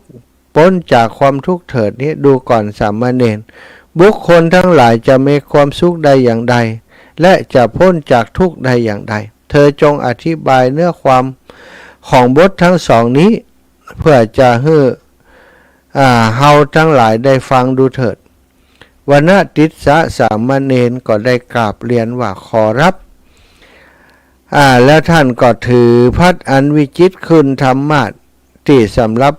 ที่แสดงธรรมของภิกษุทั้งหลายสักจักเอาเหตุผลจากนิกายทั้ง5จำแนกขันธ์หรือว่ากองธาตุดินน้ำลมไฟอายตนะเครื่องติดต่อภายในภายนอกและโพธิปักขิยธรรมธรรมอันเป็นฝักฝ่ายแห่งการตรัสรู้เหมือนกับเมฆใหญ่ตั้งขึ้นในทวีปทั้ง4ที่กระทำให้ฝนลูกเห็บตกลงมาฉะนั้นและต่อจากนั้นท่านก็ได้กล่าวธรรมกถาโดยยอดธรรมคือพระอรหัตธรรมและกล่าวต่อไปว่าท่านผู้เจริญความสุขย่อมมีแก่บุคคลผู้บรรลุพระอรหัตธรรมอย่างนี้ผู้บรรลุอรหัตธรรมแล้วนั่นแหละจึงพ้นจากทุกข์บุคคลนอกนี้บ่ได้พ้นจากความทุกข์เกิดแก่เจ็บตายและจากทุกข์ในอบายคือนรกสัตว์เดรัจฉานเปรตอสุรกายได้คือการแสดงธรรมของวนวาสีติสสะสามเณรพระสารีบุตรก็ได้กล่าวว่าดีละสามเณรเธอกล่าวตามบทที่เธอกล่าวนี้ดีแล้วถูกต้องแล้วคราวนี้เธอจงกล่าวเป็นสรพัญญะเถิดวนวาสีติสสะสามเณรก็กล่าวทำเป็นทำนองสรพัญญะ การเอื้อนเสียงสูงเสียงต่ำสั้นยาวเป็นทำนองสำหรับสวดคำที่เป็นฉันสถาอันนี้ต้องเป็นคนที่เก่งเท่านั้นถึงจะทำได้อย่างบรรเทาก็ก็เตดแบบมันทำนองต่างๆนี่แหละสถาเมื่อเวลาใกล้พระอาทิตย์จะขึ้นสู่ขอบฟ้าเอาเตดทั้งคืนเลยเนาะพวกอุปถากของวนวาสีติสะสามเณรที่ได้ฟังธรรมในคืนนั้นก็มีความหันเป็นสองส่วนสองพวกที่หนึ่งนี่โคตรสามเณรโคตรว่าในการก่อนแต่นี้มาหมู่เฮาบ่เคยหันคนหยาบช้าเช่นนี้เลยทำไมสามเณรหู้ธรรมกถาถึงเพียงนี้เตดเก่งถึงเพียงนี้บัดแสดงธรรมสักพจน์แก่หนึ่งแก่คนตั้งหลายติดตั้งใจอุปถัมภ์บำรุงดูแลมาตลอดพรรษา 3-4 เดือนดูแลเหมือนป่อเหมือนแม่มาตลอดกาลนานเพียงนี้บัดได้แสดงธรรมให้เฮาฟังเลยทั้งที่ตัวเองนี่เก่งขนาดนี้บ่มีจิตใจที่หันความสำคัญของอุปถากเลยนี่สามเณรรูปนี้ใจบ่ได้วะอีกพวกหนึ่งดีใจว่าเป็นลาภของหมู่เฮาอย่างแท้จริงที่พวกเฮาได้อุปถัมภ์บำรุงท่านผู้เจริญหันปานนี้เก่งถึงเพียงนี้โดยบ่ฮู้ว่าท่านมีคุณความดีหรือไม่บ่ฮู้ว่าเปิ้นเก่งถึงขนาดนี้บ่ฮู้ว่าเปิ้นเป็นได้ฮู้ธรรมมากมายถึงเพียงนี้แต่บัดนี้หมู่เฮาได้ฟังธรรมในสำนักของท่านผู้เจริญแล้วในวันนี้เป็นในวันนั้นพระสัมมาสัมพุทธเจ้าของเฮาได้ตรวจดูโลกในเวลาไกลลุ่งสว่างก็ได้ทรงหันอุปถากของวนวาสีติสะสามเณรเข้าไปในข่ายพระญาณของพระองค์ก็ทรงไข้ควรว่าจะมีเหตุการณ์อะไรอย่างเกิดขึ้นเนาะนะก็ได้ทราบว่าอุปถากของวนวาสีติสะเนี่ยบางพวกนี่มีความโกรธบางพวกมีความยินดีพวกที่โคตรสามเณรผู้เป็นอรหันต์นี้ก็จักไปเกิดในนรกนะเฮาสมควรจะไปในสถานที่นั้นเมื่อเฮาไปสถานที่นั้นแล้วบุคคลทั้งหมดจักมีจิตเมตตาจิตที่เมตตาเอ็นดูสามเณรแล้วก็จักพ้นจากความทุกข์นะบ่ใจสามเณรพ้นนะคนที่โคตรนั้นจะได้พ้นจากความทุกข์บุคคลเหล่านั้นกราบนิมนต์ภิกษุทั้งหลายพร้อมกับพระมหาเถระไปฉันที่บ้านก็เตรียมการดูแลพระเถระเมื่อพระถึงเวลาพระเถระก็สามเณรถามสามเณรว่าเณรเธอจะไปตัวก่อพระคุณเจ้าพระอาจารย์ไปก่อนกระผมเถอะผมก็จะไปตามเวลาที่ผมเคยไปพระเถระทั้งหลายปากันออกไปฮับบิณฑบาตก่อนพอพระเถระทั้งหลายออกไปเรียบร้อยแล้วหมดสามเณรก็ออกไปตามเวลาของตัวเก่าเมื่อไปถึงก็ปรากฏว่าพระเถระทั้งหลายเมื่อไปถึงก็ไปพบพระพุทธเจ้ารออยู่แล้วพระพุทธองค์เสด็จไปปรากฏต่อหน้าสงฆ์ทั้งหลายเจ้าบ้านทั้งหลายก็ดีอกดีใจว่าวันนี้เป็นบุญอย่างของเฮาแต่ว่าสามเณรสามารถทำให้พระมหาเถระทั้งหลายมาเขาก็ดีใจแล้วตอนนี้ยังบ่พอมีพระพุทธเจ้ามาตัวแหมเป็นบุญใหญ่ของเฮาแท้เนาะก็ได้นิมนต์พระพุทธเจ้าพร้อมกับพระอสิติมหาสาวกทั้งหลายเข้าไปฉันในบ้านในเรือนเมื่อไปถึงแล้วกำลังจะฉันก็ฉันสามเณรก็ได้ไปถึงสามเณรก็ติดตามไปที่หลังญาติโยมทั้งหลายก็นำอาหารมาถวายแก่สามเณรสามเณรนั้นก็นำอาหารบิณฑบาตนี้ไปถวายแก่พระพุทธเจ้าพระพุทธองค์ทรงรับบาตรจากสามเณรแล้วก็มาดูในบาตรของสามเณรจากนั้นก็ได้ส่งบาตรของสามเณรนี้ไปให้กับพระสารีบุตรว่าสารีบุตรพระสารีบุตรก็น้อมรับบาตรจากพระบรมศาสดาแล้วก็ส่งให้กับวนวาสีติสะสามเณรแล้วก็บอกให้ไปนั่งฉันอาหารในที่เขาจัดไว้ เจ้าบ้านถวายอาหารแด่พระภิกษุสงฆ์มีพระพุทธเจ้าเป็นประมุขแล้วเนาะพระพุทธองค์ก็ทรงทำการอนุโมทนาเมื่อพระบรมศาสดาอนุโมทนาก็ได้ตรัสแก่อุบาสกทั้งหลายว่าเป็นลาภของพวกท่านที่ได้หันพระอสิติมหาสาวกคือพระเถระผู้ใหญ่80องค์มีสารีบุตรโมคคัลลานะกัสสปะเป็นต้น เพราะอาศัยติสสะสามเณรผู้เป็นสามเณรประจำตระกูลของตนก็คือคนติดตัวเองอุปถากอยู่ถึงแม้ตถาคตเองก็มาเพราะอาศัยติสสะสามเณรผู้ประจำตระกูลของท่านทั้งหลายเหมือนกันแม้การที่พวกท่านได้หันพระพุทธเจ้าก็เพราะอาศัยติสสะสามเณรนี้นั่นเองจัดเป็นลาภของท่านทั้งหลาย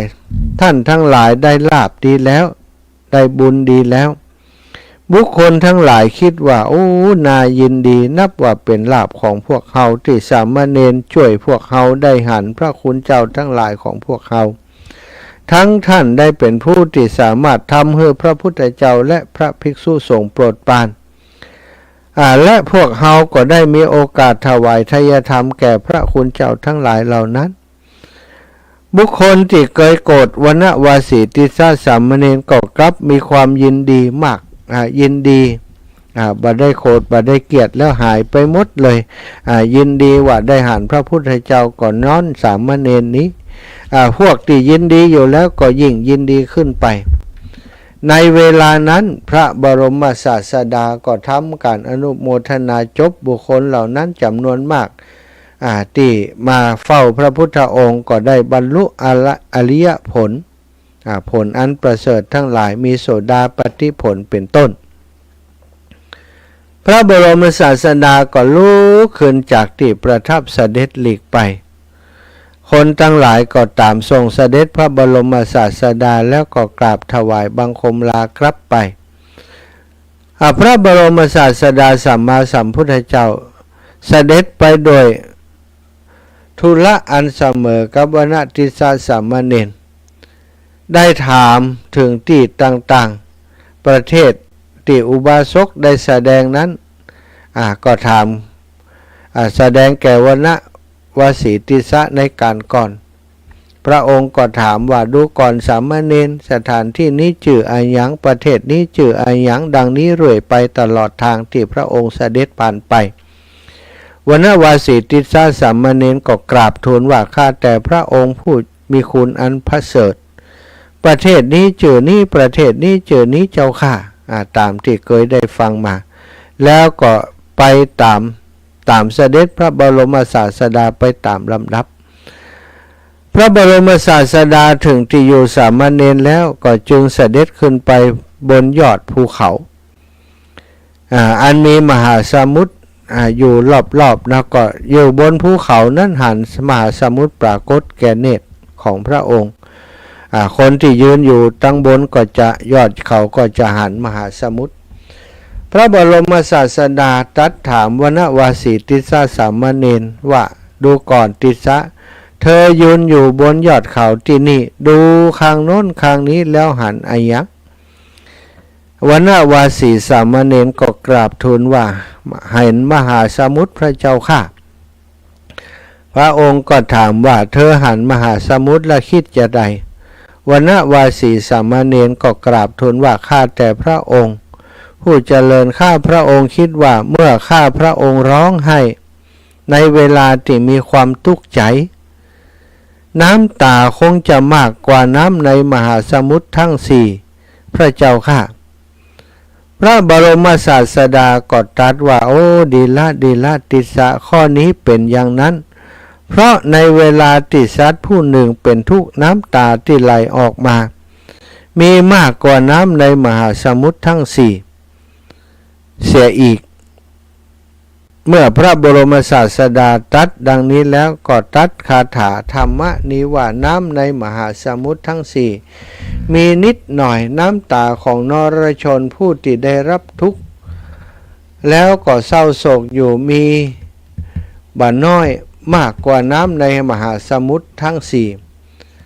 เหตุจะใดท่านทั้งหลายจึงได้ประมาทอยู่เล่า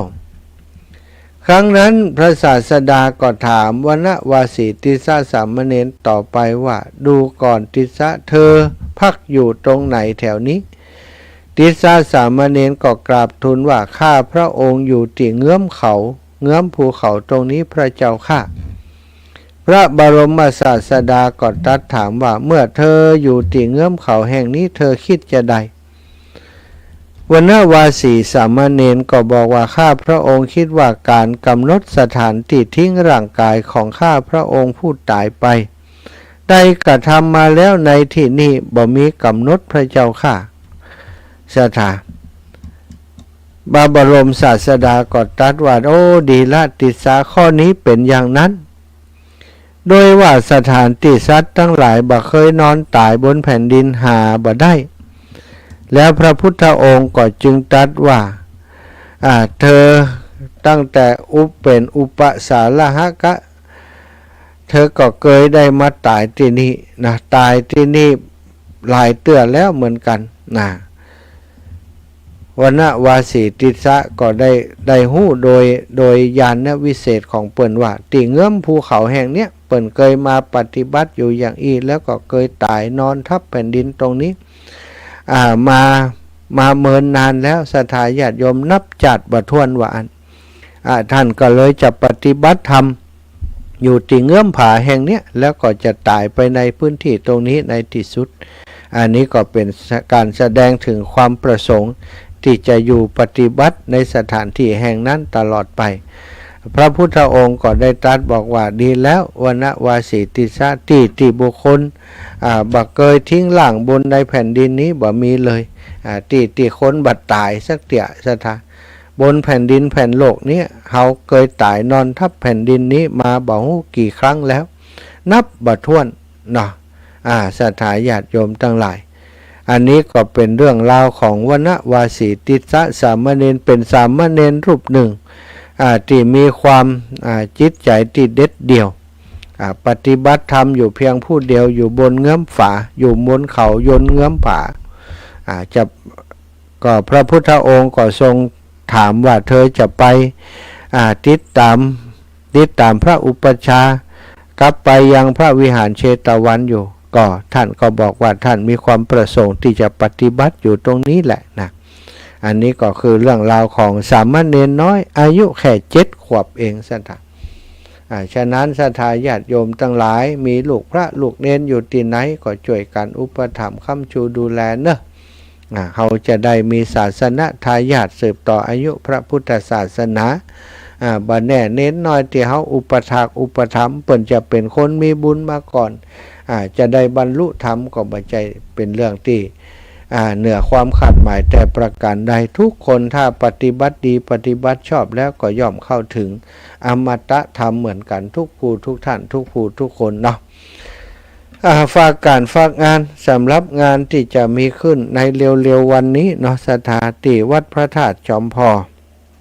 ก็คืองานหล่อเทียนพรรษาที่จะมีขึ้นในวันที่7ที่จะถึงนี้เนาะศรัทธาอีป่ออีแม่ทั้งหลายก็ได้รับฟังข่าวสารงานนี้จากครูบาอาจารย์มาโดยตลอดก็คิดว่าคงจะจดจำกันได้ว่าเฮานัดหมายกันแล้วว่าจะไปร่วมกิจกรรมกันที่พระธาตุจอมพอในวันที่7ที่จะถึงนี้นะ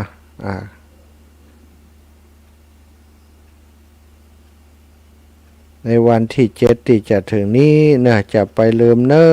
ศรัทธาญาติโยมทั้งหลายอาตมาภาพที่แรกว่าจะไปวันที่1แต่ตอนนี้เนาะวันที่1ที่2นี้มีงานที่วัดบรรพตสถิตก็จะขอขยับไปสัก 2-3 วันจะไปวันที่3นะขอเชิญร่วมทำบุญหล่อเทียนพรรษาประจำปี 2567 ของเครือข่ายคลื่นสีขาวเชียงใหม่เชียงรายลำพูนลำปางแปร่น่านและพะเยา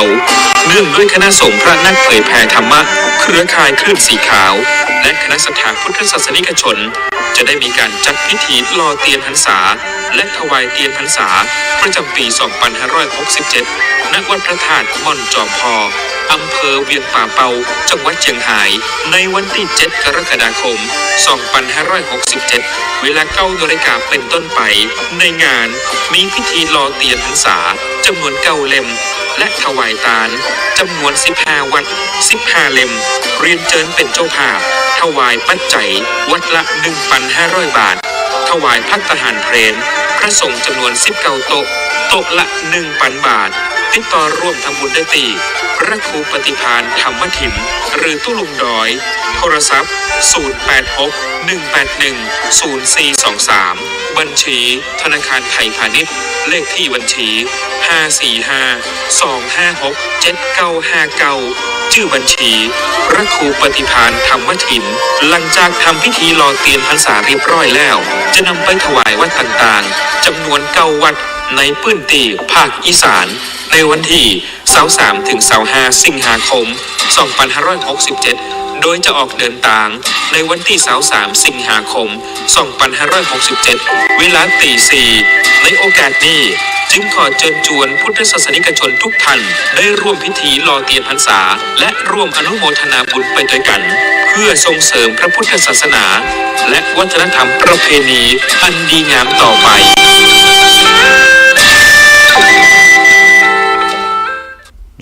สถาญาติโยม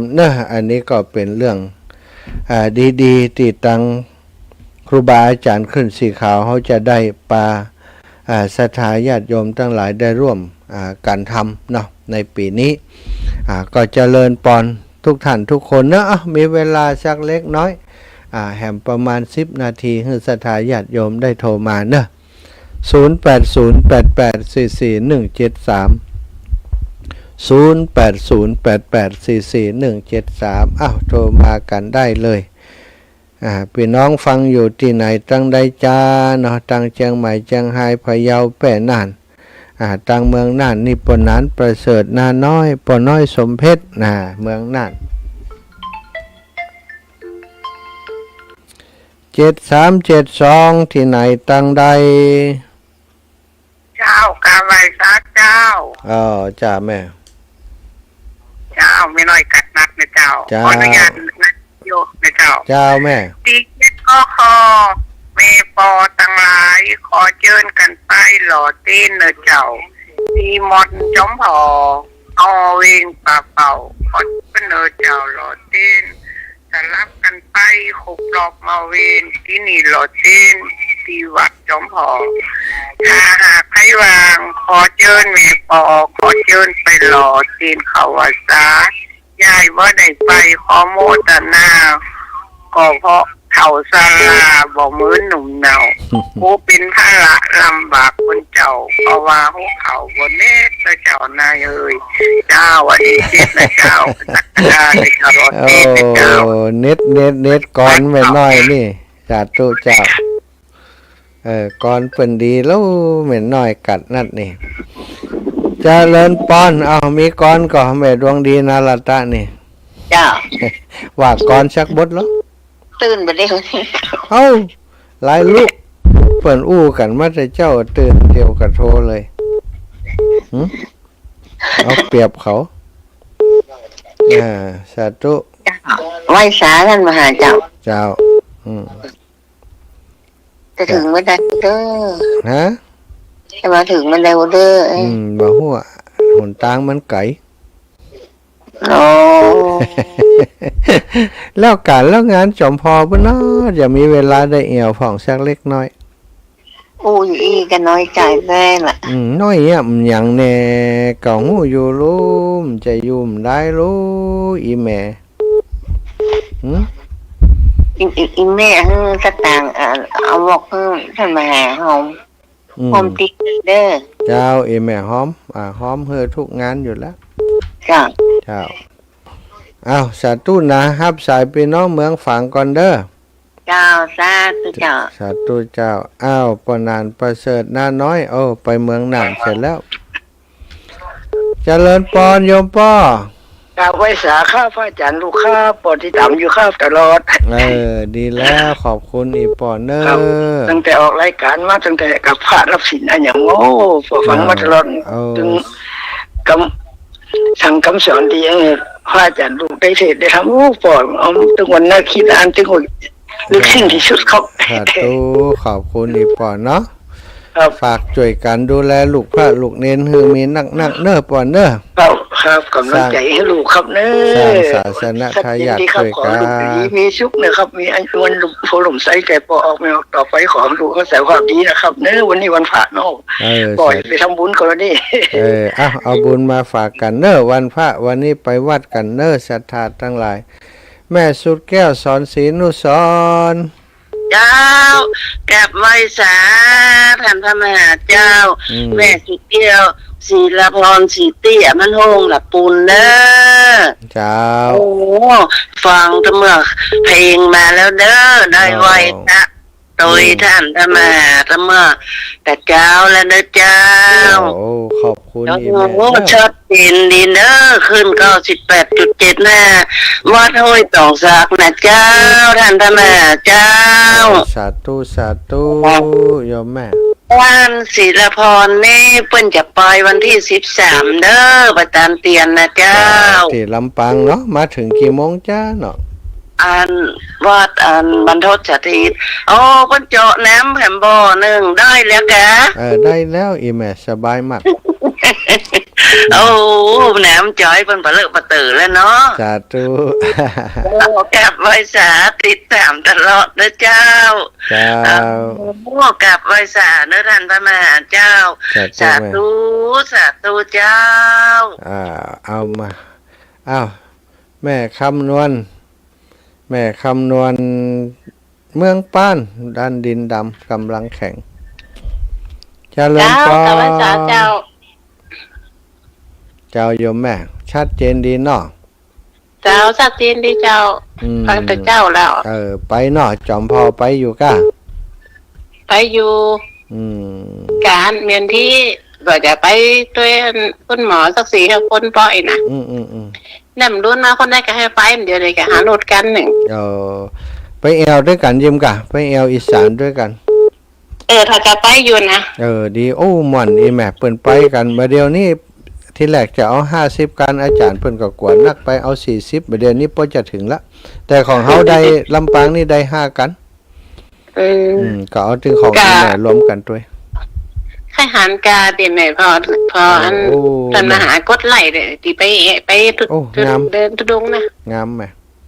เจ้างามดีเอาสาธุได้การแบบบอกเขาบอกเขาใจเนินๆน้อยเดี๋ยวจะได้เขาจะได้สอดสตางค์เก็บไว้เจ้าปั้นไปมันได้สบายสาธุนะแม่เนอะเจ้ากลับไปสาเจ้าอินดูแม่อันเนี้ยแม่ก็แม่จันสีสุขานี่แม่จันสีขัดใจปุ๊บมาละสายสุดท้ายเนอะศรัทธาญาติโยมเจริญปอน 4 ครั้งสาธุลูกก็มาแม่ฟังอยู่สาธุโยมแม่ชัดเจนดีฝังเนาะเจ้าป้ากันแน่กะเวียงเป้านี่เจ้ายังปะเป้าในปะแน่ป้ากันแน่ที่อื่นบ่แน่ฮู้แล้วขี้ข้านเพียถ้าเพียใดยังแค้นเพียก็ไม่ได้สาธุนาบุญรักษาแม่เด้อเจ้าบุญรักษาเช่นเดียวกันเนอะทุกลูกก็เหมือนกันอยู่ดีมีสุขจ้าแม่เจริญปอนกับศรัทธาสาธุชนคนดีทุกท่านทุกคนติดตามรับฟังรายการอยู่เนอะทุกสารทิศเนาะก็ขอขอบคุณทุกท่านทุกคนที่เป็นกำลังใจเพื่ออาตมาภาพในวันนี้ตลอดถึงครูบาอาจารย์ทุกรูปทุกองค์ที่เปิดจัดได้กันในเครือข่ายขึ้นสีขาวของเฮาก็ฝากการฝากงานครูบาอาจารย์ที่จะรอเตียนในวันที่สเตจนี้นะที่ม่อนจอมพ่อไปกันนักๆหลายๆเฮือกำลังใจซึ่งกันและกันหลวงปู่ดอยเตรียมสถานที่รอทุกอย่างแล้วเนาะถ้าเป็นน้องไปกันน้อยหลวงปู่ก็ว่าโอ้บ่ฮักกันแต่โลเองนะ ก็ไปกันหลายๆเนอะเอาละสำหรับเจ้าวันนี้ก็ขอธรรมสวัสดีคุณงามความดีทุกอย่างทุกประการที่ได้สั่งสมอบรมกันมาอาตมาได้สั่งสมอบรมมาก็เอามาฝากมาแบ่งมาปันศรัทธาอีป่ออีแม่อยู่ดีมีสุขมีอายุมันขวัญยืนการจุผู้จุท่านจุผู้จุคนเนอะจัตตารโอธรรมาวัฏันติอายุวันโนสุขัง